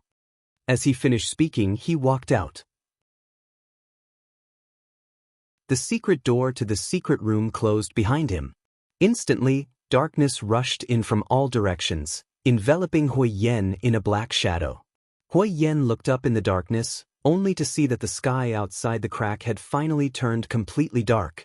The corner of his mouth slowly revealed a cold smile, with a hint of mockery and disappointment. Night had come.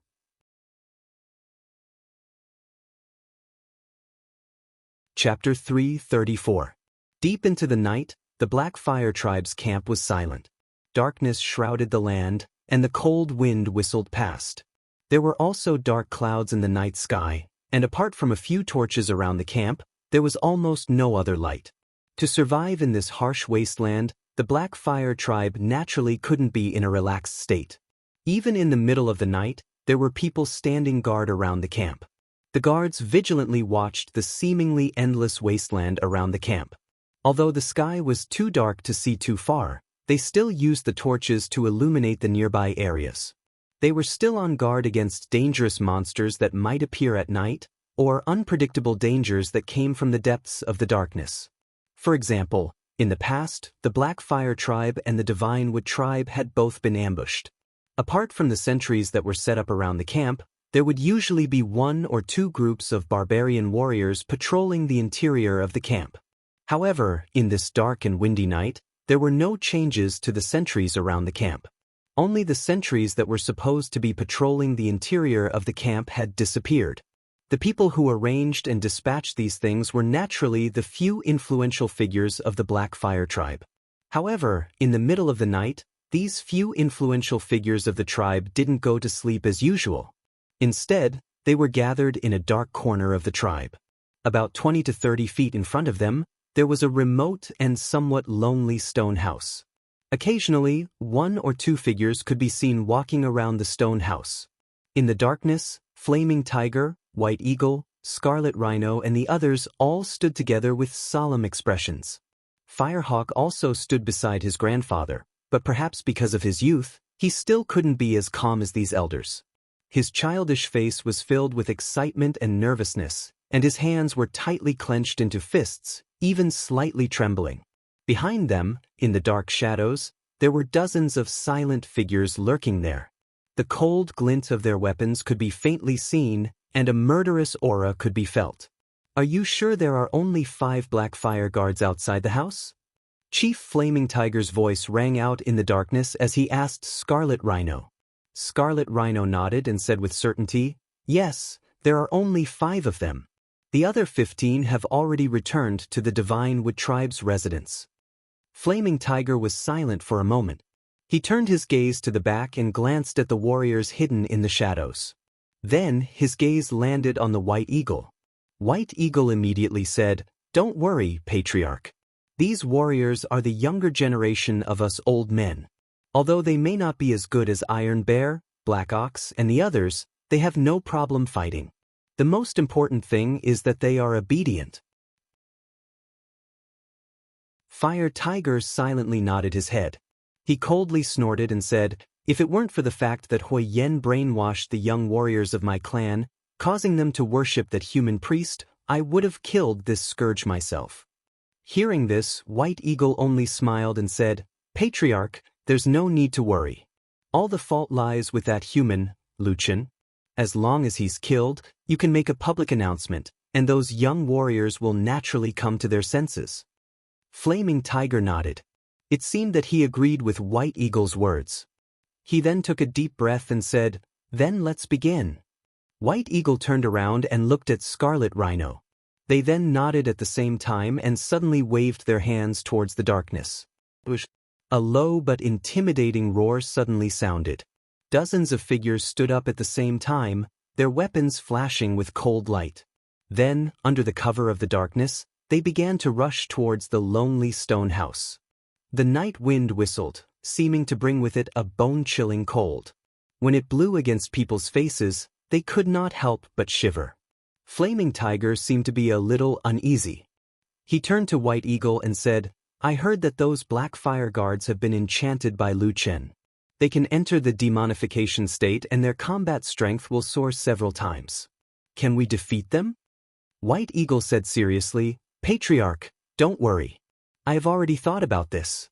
Although the demonification state is very powerful, it is not a big deal. First, in order to enter the demonification state, the human priest must be the one to cast the spell. But now that it is late at night, that Lu Chen must be asleep. He might be sleeping with that maid called Yi in his arms right now." At this point, the old men beside him all revealed a somewhat sinister and wretched smile. Flaming Tiger also nodded. Only Fire Eagle was startled. He interrupted White Eagle and asked, "Grandpa White Eagle, that is just a woman that the Divine Wood race captured and gave to Lu Chen. How do you know her name?" The White Condor paused for a moment as he stared at the Fire Hawk's face. A light flashed in his eyes before he shook his head and smiled at the Fire Hawk. "Silly child, I've long hated that human. Since we're going to deal with him, we naturally have to figure out everything, don't you think?" Crimson Rhinoceros laughed and said, "Yes, that makes sense. But Brother White Eagle, you are very careful. I didn't think of this." "Ha." White Condor smiled and ignored them. He said to Fire Tiger, "Secondly, the number of black fire guards is still small. We can take advantage of the night to launch a surprise attack and kill fewer people. No matter what, we will still win. As long as we kill that Lu Chen, the situation will be settled." Fire Tiger nodded. It seemed that he agreed with White Eagle's words. White Eagle glanced at his expression and said, "Then let's go and take a look." Everyone looked towards the stone house. They saw that there was a sudden cry of alarm and fighting in the eyes of the Black Shadow. Then, a large number of figures twisted frantically. Cold wind whistled among the sword light and sword shadows, but there was a smell of blood drifting with the wind. Everyone present had walked through mountains of blades and seas of blood in the wilderness. They were very familiar with the smell of blood. White Eagle clapped his hands and said with a smile, "It seems that it is going more smoothly than we thought. Patriarch, let's go quickly." Fire Tiger was also relieved. He laughed and said, "Okay." With that, the group of people strode towards the stone house. The darkness of the night was like a rolling tide, incessantly boiling. Further away, in the camp of the Blackfire tribe, there were obviously people who were awakened by the commotion here, and there was a commotion in the pitch-black night. Perhaps it was because of the murderous atmosphere, or perhaps it was because someone was obstructing them, but the commotion and cries of alarm were quickly suppressed. At most, there were only a few insensible cries of children that reverberated far away in the dark night with a hint of mournfulness. The crowd was still moving forward. Everyone looked very happy and excited. They were all looking forward to seeing a bloody feast.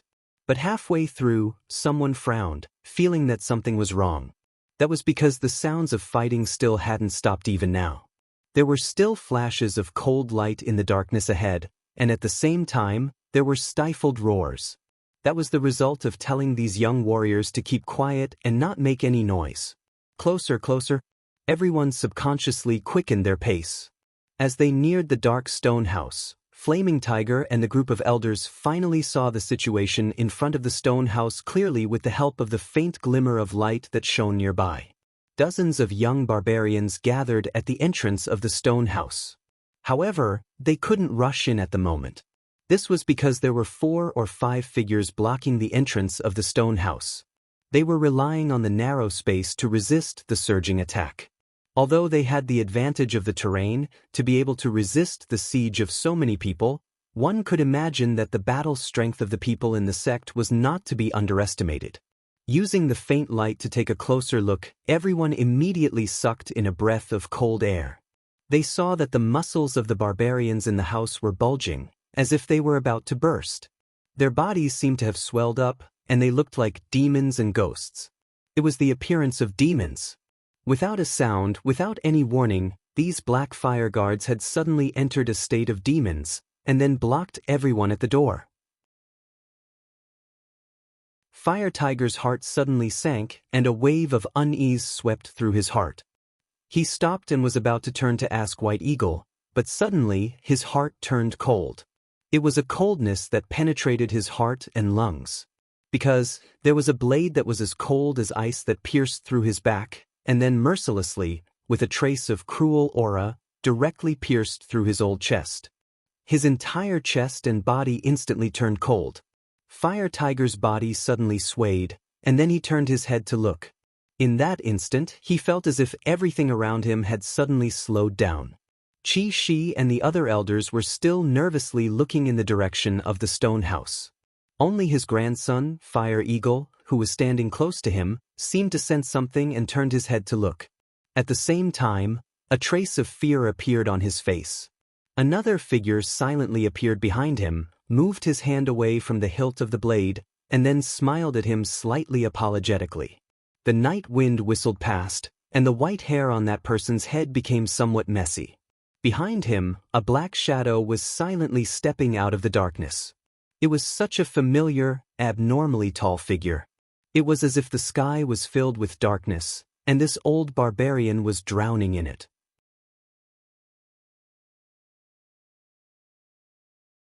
Chapter 335. Qi. All of a sudden, an incomparably mournful shout that seemed to tear one's throat resounded through the entire area, suppressing all the sounds of weapons clashing. For a moment, everyone was shocked and turned their heads to look.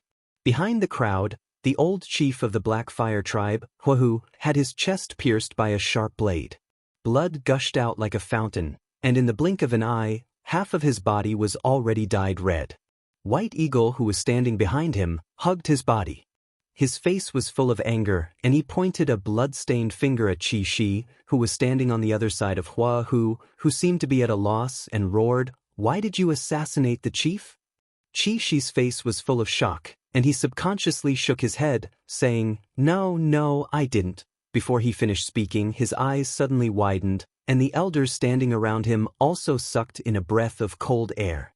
Because at this moment, they saw a shadow walking out from the depths of the darkness behind Huahu and White Eagle, who were already on the verge of death. That tall and burly figure slowly walked over. Someone lit a torch, illuminating his face. It was Huyen. There were still wounds on his face and bloodstains all over his body. He was a mess, but he carried a dignified murderous aura, like a tide surging out from his figure. And behind Hui Yen, more black shadows slowly walked out. They were all expressionless barbarian warriors, and walking at the very front were Tai Xiong, He Niu, and the others. They were far more mature and powerful than the youths fighting in front of them, and even their gazes seemed colder. Silently, the group of people who had walked out from the darkness had already surrounded everyone here. It was unknown when it started, but suddenly, everything quieted down. There was no longer anyone fighting and no one shouting. Everyone looked around blankly, and then there was the sound of heavy and nervous breathing. Qi Shi, the chief has always treated you like a brother for so many years. How could you collude with others and kill him so cruelly?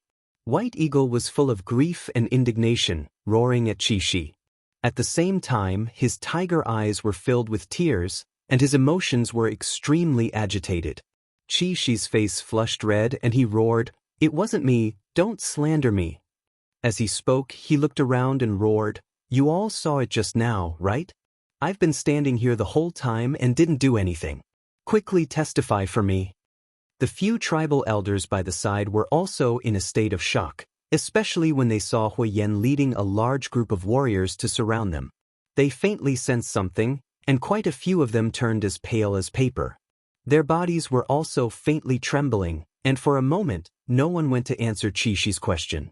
However, at this moment, a voice suddenly sounded out from beside the White Eagle.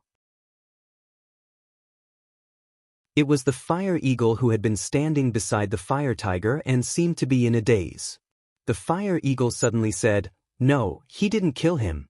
I saw it, it was you." He raised his hand, and there was a flame of anger in his eyes. His young face seemed to be slightly distorted from the heat. Just as his finger was about to point at someone, his voice was suddenly cut off. His hand also seemed to have frozen in midair as if it had turned into stone. A dark and tall shadow appeared behind him, silent and austere, as if it had covered up all the warmth of the past. A thick and coarse palm landed on the back of the Fire Hawk's neck. It was like a lion on the wasteland, using its sharp teeth to bite its child's neck. It was a familiar hand in his memory. He had touched it many times over the years. When he was still a young child, these hands had once hugged him. Perhaps that warmth had long since faded, but at this moment, it seemed to surge into his heart again.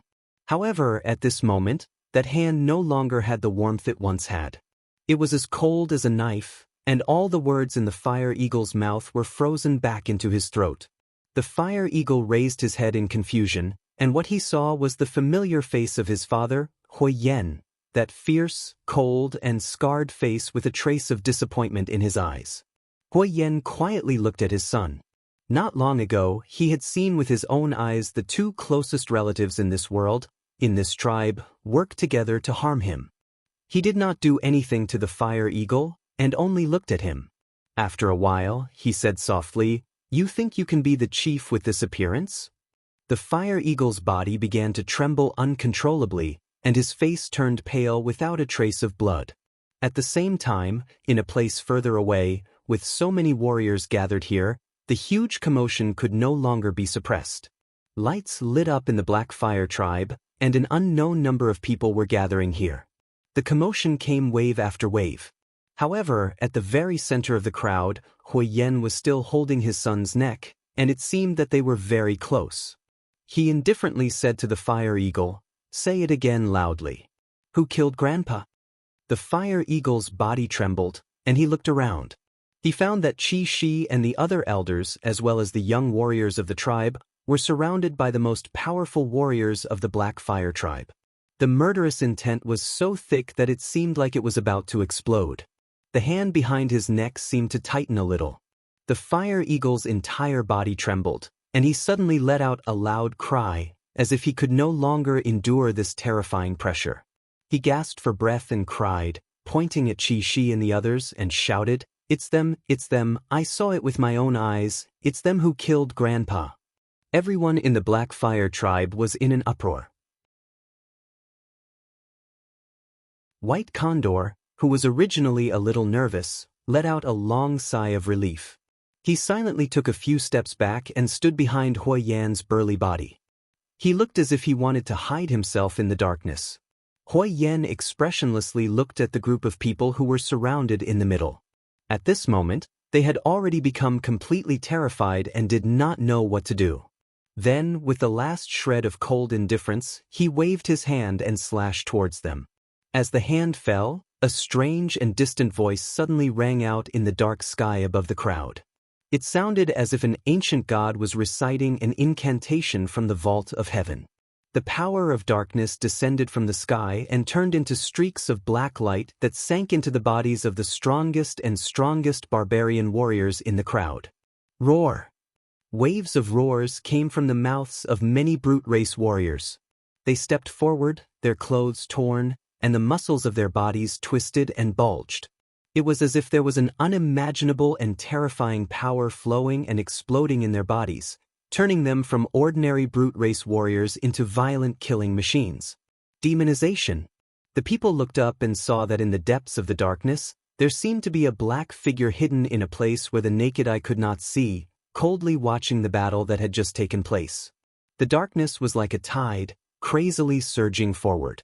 Screams, shouts, and tragic howls instantly mixed together. In the darkness, blood suddenly splashed, like a rare blood-red acacia flower in the wilderness. There was not much suspense in the outcome of this battle. In fact, this could not even be considered a battle. In front of the powerful brute race warriors who had entered demonization, the young men who had obeyed the tribal elders had almost no ability to resist.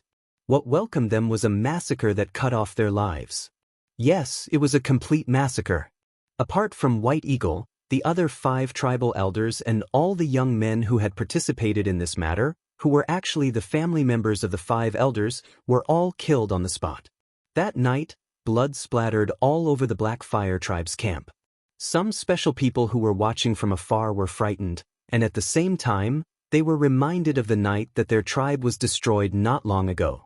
It was actually so similar. After 1,000 years of dormancy, the Black Fire Tribe had suddenly become incomprehensible to everyone.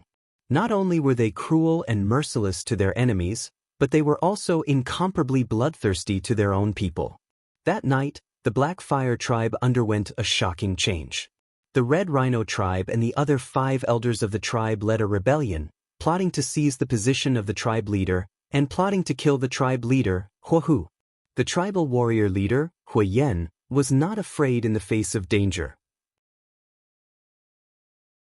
He led the warriors loyal to the tribe to resist bravely and turned the tide.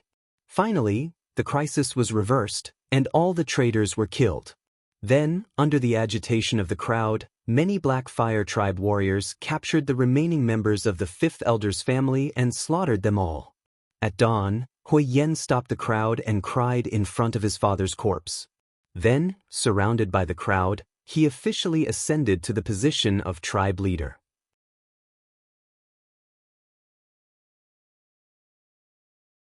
Chapter 336. After the hubbub, the entire Black Fire Tribe welcomed another dynasty-changing ceremony in great shock.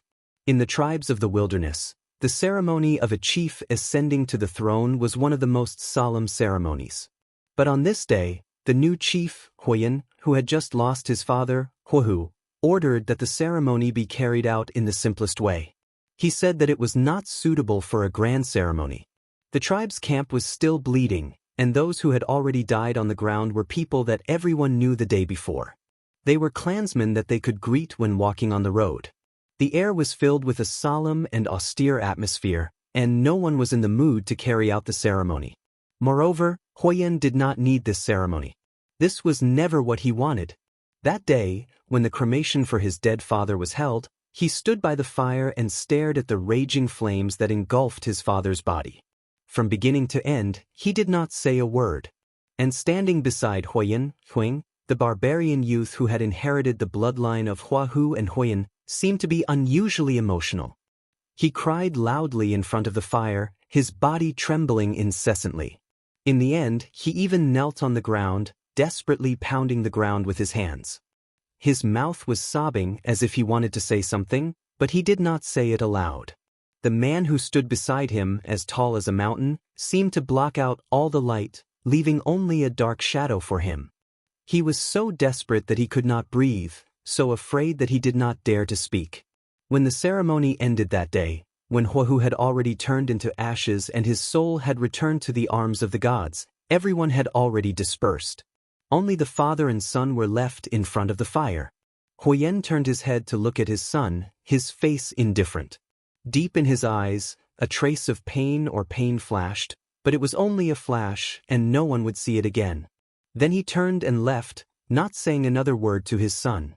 When the tall figure had gone far away, Huang seemed to finally let out a sigh of relief, his whole body almost going limp on the ground. He stared blankly at the burnt-out fire, then stood up with difficulty, wanting to leave. But at this time, two figures suddenly walked over from the side. They were strong and fierce. They were Tai Xiong and Heinyo. The fire hawk was startled and raised his head to look at the two of them. Tai Xiong and the black bull looked at each other. There was a trace of embarrassment and pity in their eyes. However, most of the barbarian warriors in the wasteland wouldn't feel too conflicted. Therefore, Tai Xiong quickly said to the fire hawk, "Fire hawk, the chief has asked us to escort you to a place. Protection." The fire falcon smiled bitterly and muttered, "Yes, protection. Let's go," the black yak said in a low voice as he stepped aside. The fire hawk silently walked over. Accompanied by these two warriors of the same clan, he walked in the other direction of the tribe. "I still underestimated you." In the dark priest's stone house, there was only Lu Qin and Huyen sitting on the ground. Other than them, there was no one else. The huge, lazy black wolf Atsu was lying at the door drowsily, blocking the prying eyes of all outsiders. The two of them didn't sit properly. In fact, they could be said to be sitting on the ground next to the wall without any elegance. They leaned against the wall, then stretched out their legs and crossed their arms, looking at the gradually darkening sky outside the distant window. After a moment of silence, Huyen said, "How did you underestimate me?" Lu Qin said, "I originally thought you wouldn't be so ruthless." Huyen smiled, but there was not the slightest hint of joy on his face. His smile looked uglier than crying, and more ferocious than a roar. With some self-deprecation, he raised his right hand and waved it in front of his eyes. Then, he said in a low voice, "This hand shouldn't be stained with blood yet." Lu Qin glanced at him indifferently and said, "If you want to make yourself feel better, you can think of it this way. Later on, find an opportunity to get rid of the person who did this. Then, everything will naturally be at ease." Huyen put down his hand and stared at Lu Qin. His eyes seemed to be somewhat cold as he said, "Will you believe this kind of thing yourself? Are you lying to yourself like this?" Lu Qin closed his eyes slightly. After a moment he said, "You can. You only need to tell yourself that it's right, and then believe in this way of thinking. That's all."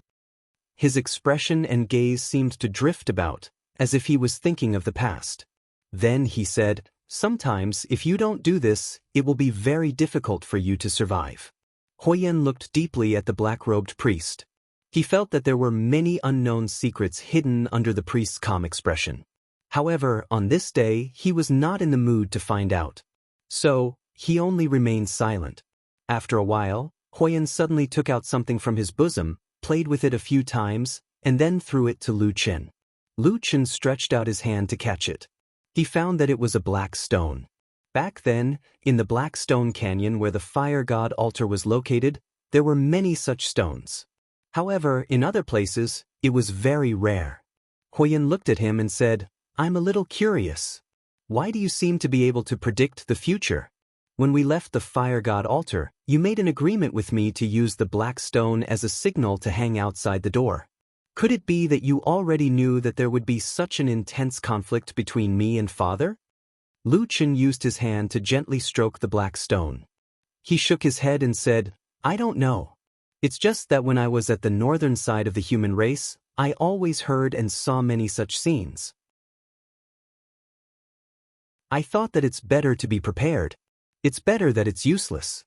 However, I didn't expect that you barbarians are the same as us humans. You also like internal strife." Huyen sighed and didn't say anything. Luchan said, "Now, there's basically no one in the Black Fire tribe that can contend against you. The old fogies, both in the open and in the dark, have all been caught in one fell swoop.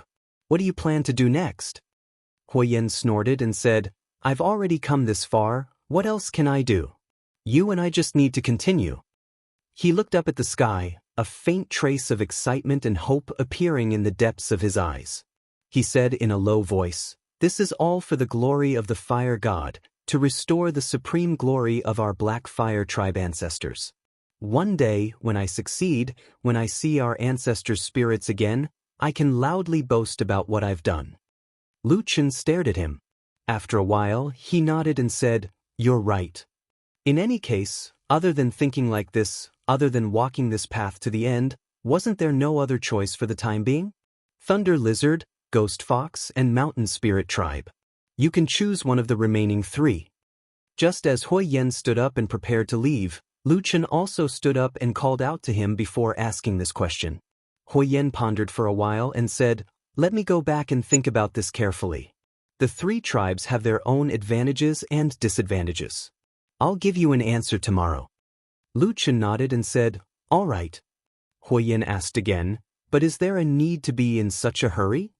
Luchan said indifferently, "Perhaps not at first, but now that such a big event has happened in the Black Fire tribe, a new battle is enough to divert the attention of everyone in the tribe. It can also make them formally and completely acknowledge your position.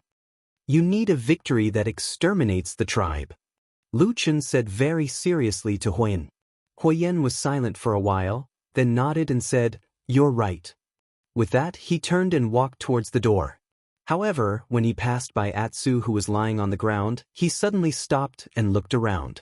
He said, "This stone house is dim and narrow.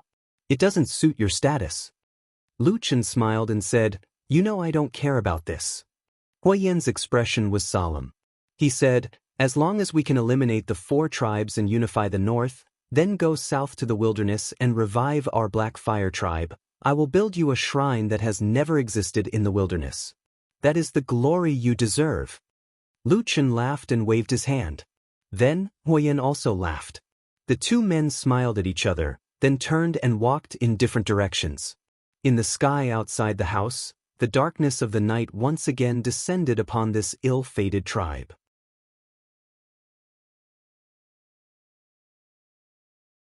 Chapter 337. Before the break of dawn, the sky was as dark as ink. Only the mournful cold wind whistled across the vast and desolate wasteland. Between heaven and earth, there was an austere atmosphere. Under the sky, the Black Fire tribe's camp was shrouded in darkness. Everywhere was quiet. Perhaps the wind was too cold, or perhaps the cold air of the tribe made people feel solemn. At this moment, 3 figures appeared in the wild grass some distance away from the Black Fire camp. They were Tai Xiong, He Niu, and their guard, Firehawk. The cold wind blew across their bodies. Tai Xiong and He Niu looked as if they were made of iron. They were expressionless. Only when their gazes occasionally swept past Firehawk and looked at this young boy would a strange expression flash across the depths of their eyes. There was regret, pity, and also a hint of sorrow. Thinking back to the days of the past, even though there were flashes of blades and shadows of swords, and there were also bloody battles, it gave people a sense of tranquility for some reason. It was as if the days of the past were so peaceful in their memories, so peaceful that they didn't know how many years had passed. It was a kind of time that seemed to have never changed since they were born. Every barbarian of the Black Fire tribe seemed to be walking on the fixed path left behind by their ancestors. They worshipped and respected their ancestors. They never doubted, and they walked on with determination. Until the man called Huoyen appeared. He also worshipped their ancestors, but he wanted to break everything and change everything. In the darkness, in the cold wind, a tall and sturdy figure walked out of the darkness.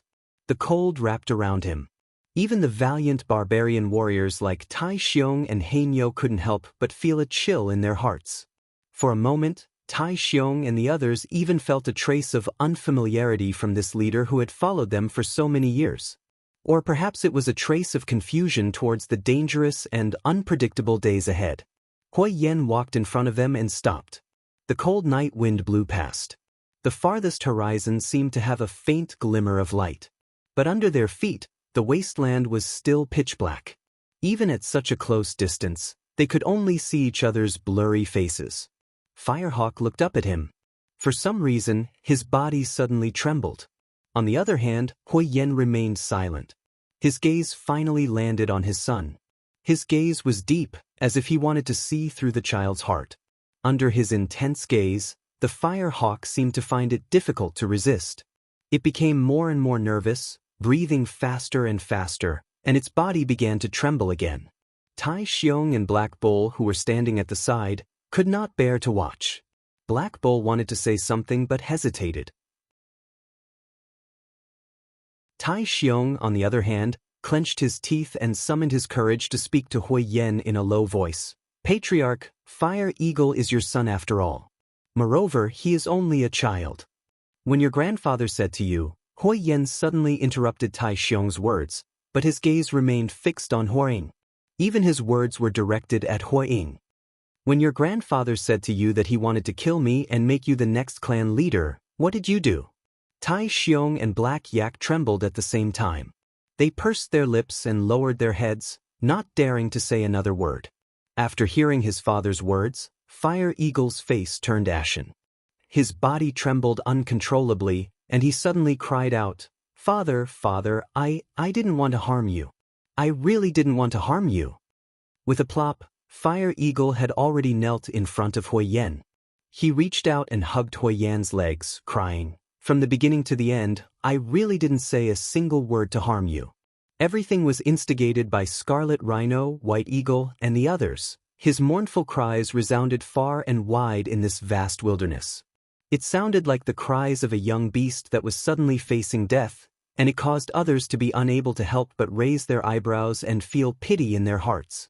However, in this silence, other than his cries, there was only the cold wind. There was no other response. This scene caused this brute race youth to seem very lonely. Huiyen slowly squatted down in front of him, and then stared at his tearful son. His tone was slow and heavy, as if every word he said contained a strange emotion in his heart. You didn't say anything, and your grandfather didn't say anything, but after you heard it, you all tacitly agreed, didn't you? When he said this, Huiyen smiled. However, the expression in his smile seemed to be crying, causing his face to distort like a devil.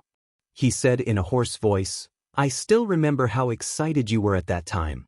Were you thinking about the scene of you sitting on the position of clan leader in the future? Huiyen turned pale with fright, and shook his head with all his might. Just as he was about to say something, he suddenly felt his throat tighten. His entire body had been grabbed by the throat by Huiyen with a single hand. After which, he let out a low roar that was like the howl of a demonic beast, and directly lifted Huiyen's entire body into the air. Pain was revealed on Huiyen's face. His legs flailed about, and his hands desperately tried to grab the hand on his throat. However, Huiyen's hands seemed to be made of iron, and did not move at all. By the side, Tai Xiong and Black Bull were shocked, and a sliver of unbearable expression appeared on their faces. However, when they saw Huiyen's demon-like berserk appearance, they could roughly guess the feelings of this chief at that time.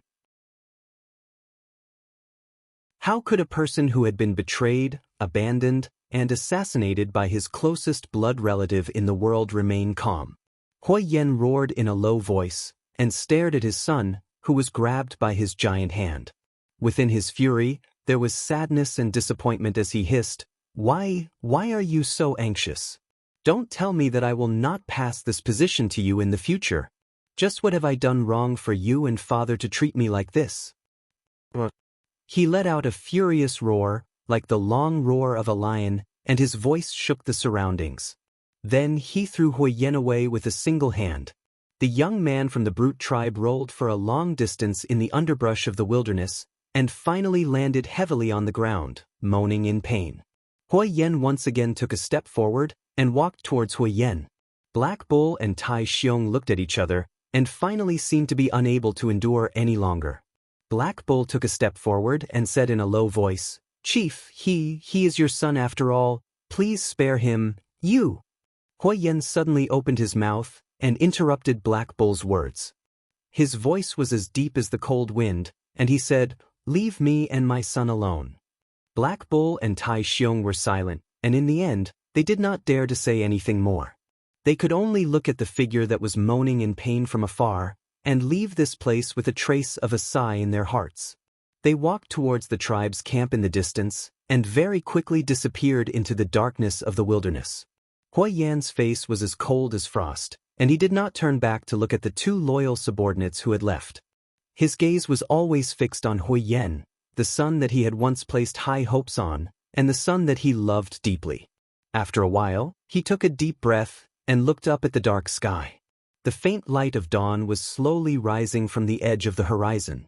Stepping into the last remnants of the darkness, he stepped forward and walked towards Hui Yan. Light and shadow crisscrossed the earth, and the world of swaying shadows. Dawn was coming. Yi woke up from her sleep, and after letting out a low cry, she suddenly sat up from the ground. Then she found that her surroundings were still quiet and dark, and her consciousness returned to her mind.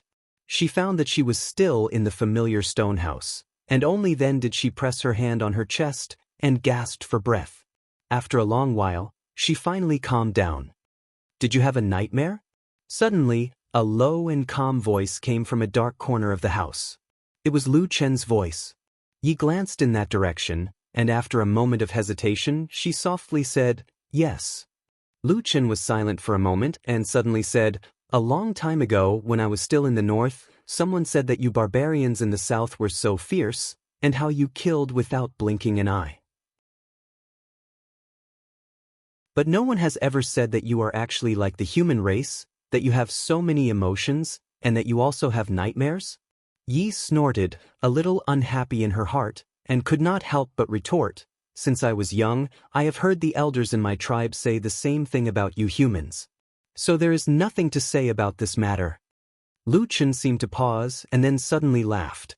After a moment, he said, "What you said makes sense." Yi curled her lips in the darkness. For some reason, Lu Chen seemed to be a little abnormal tonight. He was no longer as cold and taciturn as usual. Perhaps at this moment, only Yi, a barbarian girl, was around. Or perhaps he was actually a little emotional, a little lonely, and occasionally in the dead of the night, he would also want to find someone to talk to. "What do you think Hui Yan will do to his son?" Lu Chen asked Yi. Yi was startled for a moment, and for a moment seemed to be shocked by this question. She only reacted after a while. Although she did not quite understand why this mysterious and terrifying black-robed priest would suddenly discuss this topic with her, Yi still tried hard to think, and then shook her head. "What can he do? That is his son. Besides, young Master Huang did not really do anything wrong. At most, he will be taught a lesson." "Is that what you think?" Lu Chen's voice sounded a little erratic. "Yes." Yi suddenly felt a little guilty. She glanced at the shadow sitting in the darkness and said, "Is it wrong?" Lu Chen was silent for a moment, and then said in a very flat tone, "I also don't know. Since I came to the southern wilderness, he is probably the only barbarian that I have not completely seen through. How far will he go?" "Actually, I am also a little curious," Lu Chen muttered in a low voice in the darkness. However, the last few words were spoken in such a low voice that only he could hear them. Yi tilted her ears, desperately trying to hear more, but to no avail. She suddenly became a little annoyed, but did not dare to get angry at Lu Chen. She could only grit her teeth and bitterly curse in her heart, "These people are not good people."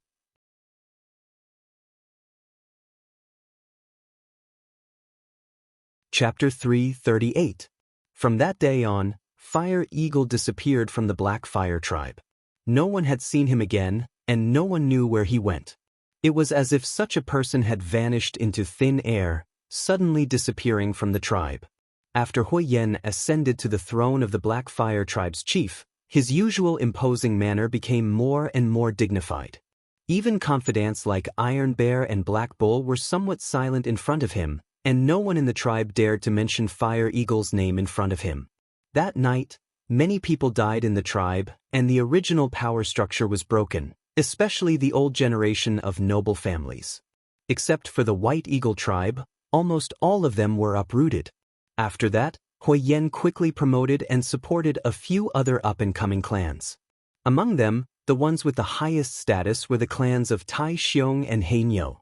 Furthermore, with his strong support, Tai Xiong and Heinyo also obtained the positions of the leaders of their respective clans. Therefore, for a period of time, the Black Fire Tribe, which had undergone great changes, formed a situation where the chief Hui Yen held sole power, and the White Eagle, Iron Bear, and Black Bull clans under his command kept pace with each other. Then, under the seemingly peaceful situation in the Black Fire Tribe, the preparations for another war were carried out in full swing, and the atmosphere in the tribe gradually began to tense up. In the northern border of the southern wilderness, there were 3 other tribes besides the Black Fire Tribe. In the end, Hui Yen chose the Mountain Spirit Tribe. Lu Chen had no objection to this choice. After Hui Yen came to tell him, he just nodded calmly in agreement, and did not even ask why Hui Yen made such a choice. In the following period of time, preparations for this new war were made, and the first thing to do was to clean up the spies around the Black Fire camp. These spies were all from the Thunder Lizard, Ghostly Fox, and Mountain Spirit tribes. In the past, there were actually spies like this, but not as many as there were now. As for the reason, of course, it was because some time ago, the Black Fire Tribe suddenly erupted and inexplicably destroyed the Divine Wood Tribe, one of the 5 tribes of the northern region.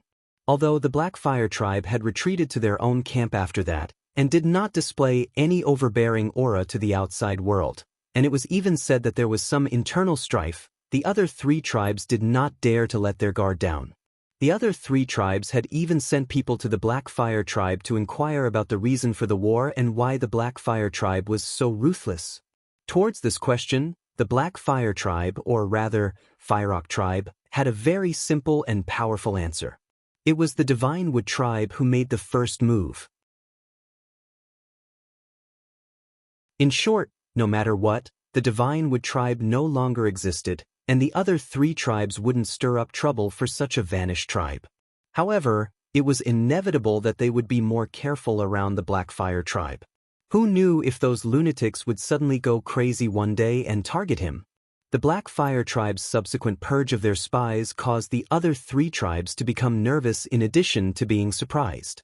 Despite the vastness of the wasteland, and despite the nimbleness of the spies, there were no longer any spies left within 10 miles of the Black Fire camp under the Black Fire Tribe's relentless pursuit. The other 3 tribes were all on guard. However, after that, they did not find any signs of the Black Fire Tribe launching a large-scale attack.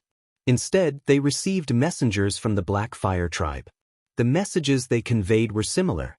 For example, they told the Thunder Lizard Tribe that their 2 tribes would form an alliance to rule the northern region together, or they told the Ghost Fox Tribe that they would form an alliance to defeat the other 2 tribes and divide the wasteland. Even the Mountain Spirit Tribe, which had suffered great losses in the previous war, had messengers from the Black Fire Tribe come over to discuss the specifics. The matter of sending messengers to lobby was actually a little controversial within the Black Fire Tribe. This was because the northern region of the wasteland had always revered power above all else, and there had never been such a thing. However, after Lu Chen brought it up to Firerock, Firerock accepted it almost immediately and vigorously promoted it without any hesitation. His trusted subordinates, Iron Bear and Black Bull, were puzzled and came to ask Firerock. Firerock calmly told them that this was all a trick of the black-robed priest. If they didn't do this, the other 3 tribes might gang up on the Black Fire Tribe like the time when the Mountain Spirit Tribe had a priest. In this way, if they gave each of them some benefits, perhaps things would be much easier. Iron Bear and Black Bull were stunned and silent after hearing this. This kind of thing was completely contrary to the martial spirit of the barbarians. It gave off a sinister and wretched feeling. However, under the strong push of Lu Chen and Firerock, they could do nothing about it. Lu Chen's delaying tactic quickly produced results. The other 3 tribes, who were originally very nervous, relaxed. It wasn't that they had let down their guard against the Black Fire Tribe, and no one was that stupid. The most important thing was that the Black Fire Tribe had given them a way to negotiate. They all wanted to see what would happen if they continued to negotiate. If there was a way to negotiate, there seemed to be no need to immediately gang up on them. Moreover, the Black Fire tribe had been so polite and had promised them many benefits. Under such circumstances, this delaying tactic only created a peaceful atmosphere for a few days. One day, the Black Fire tribe brazenly mobilized all of their elite troops, including the bravest warriors of the tribe and the 20 Black Fire guards who had surrendered from the Divine Wood tribe, to attack the Mountain Spirit tribe with all their might. The Mountain Spirit tribe was prepared. They deployed all of their warriors to guard the camp. Their warriors were brave and strong, their fighting spirits soaring. In order to protect the glory of their ancestors and the safety of their tribe, they did not hesitate to fight to the death. This was the inevitable reaction of every barbarian tribe with a long history. They firmly believed that their ancestors would protect them and defeat the evil Black Fire tribe. When the other two tribes heard this news and learned that the Black Fire tribe had given up on the sneak attack, of course, it would have been impossible to sneak attack the Mountain Spirit tribe with such tight security, and instead openly attacked in broad daylight, they could not help but be surprised and secretly delighted. Therefore, everyone was happy to watch the show from the sidelines. It would be best if both sides fought until the last drop of blood flowed out and both sides suffered. Just like that, the war began. The joy lasted until the barbarians of the Mountain Spirit tribe saw their enemy, and the sky was covered in darkness. Shamans. Heart-wrenching and lung-splitting roars of sudden realization resounded through the entire wilderness. Everyone was stunned. This secret had not been leaked during the night of the sneak attack on the Divine Wood tribe. But today, it was suddenly revealed in front of the eyes of all the tribes. It was no longer possible for them to unite like they did when they attacked the Mountain Spirit tribe. The dark aura surged and roared. The charging Black Fire warriors began to demonize in the raging black flames, turning into terrifying killing machines. The barbarian warriors of the Mountain Spirit tribe fought bravely, but what greeted them was an even more bloody massacre. With the help of powerful witchcraft, the battle quickly became one-sided. It was so fast that the Thunder Lizard tribe and the Ghost Fox tribe, who had just come to their senses, could not even send reinforcements in time. Once again, the Black Fire tribe won the battle. They surrounded and defeated the Mountain Spirit tribe, capturing all the Mountain Spirit tribe members. The same scene played out again. The terrible and cruel Black Fire tribe once again betrayed the customs and agreements of the barbarians of the wilderness that had existed for thousands of years. They rebelled and committed all kinds of evil. They destroyed other people's ancestors and beliefs, robbed everything they needed, and then left behind ruins. When the Thunder Lizard tribe and the Ghost Fox tribe arrived, they only saw a scene of desolation and chaos. There was a lot of blood and corpses on the ground, but no one was alive. They had all been taken away.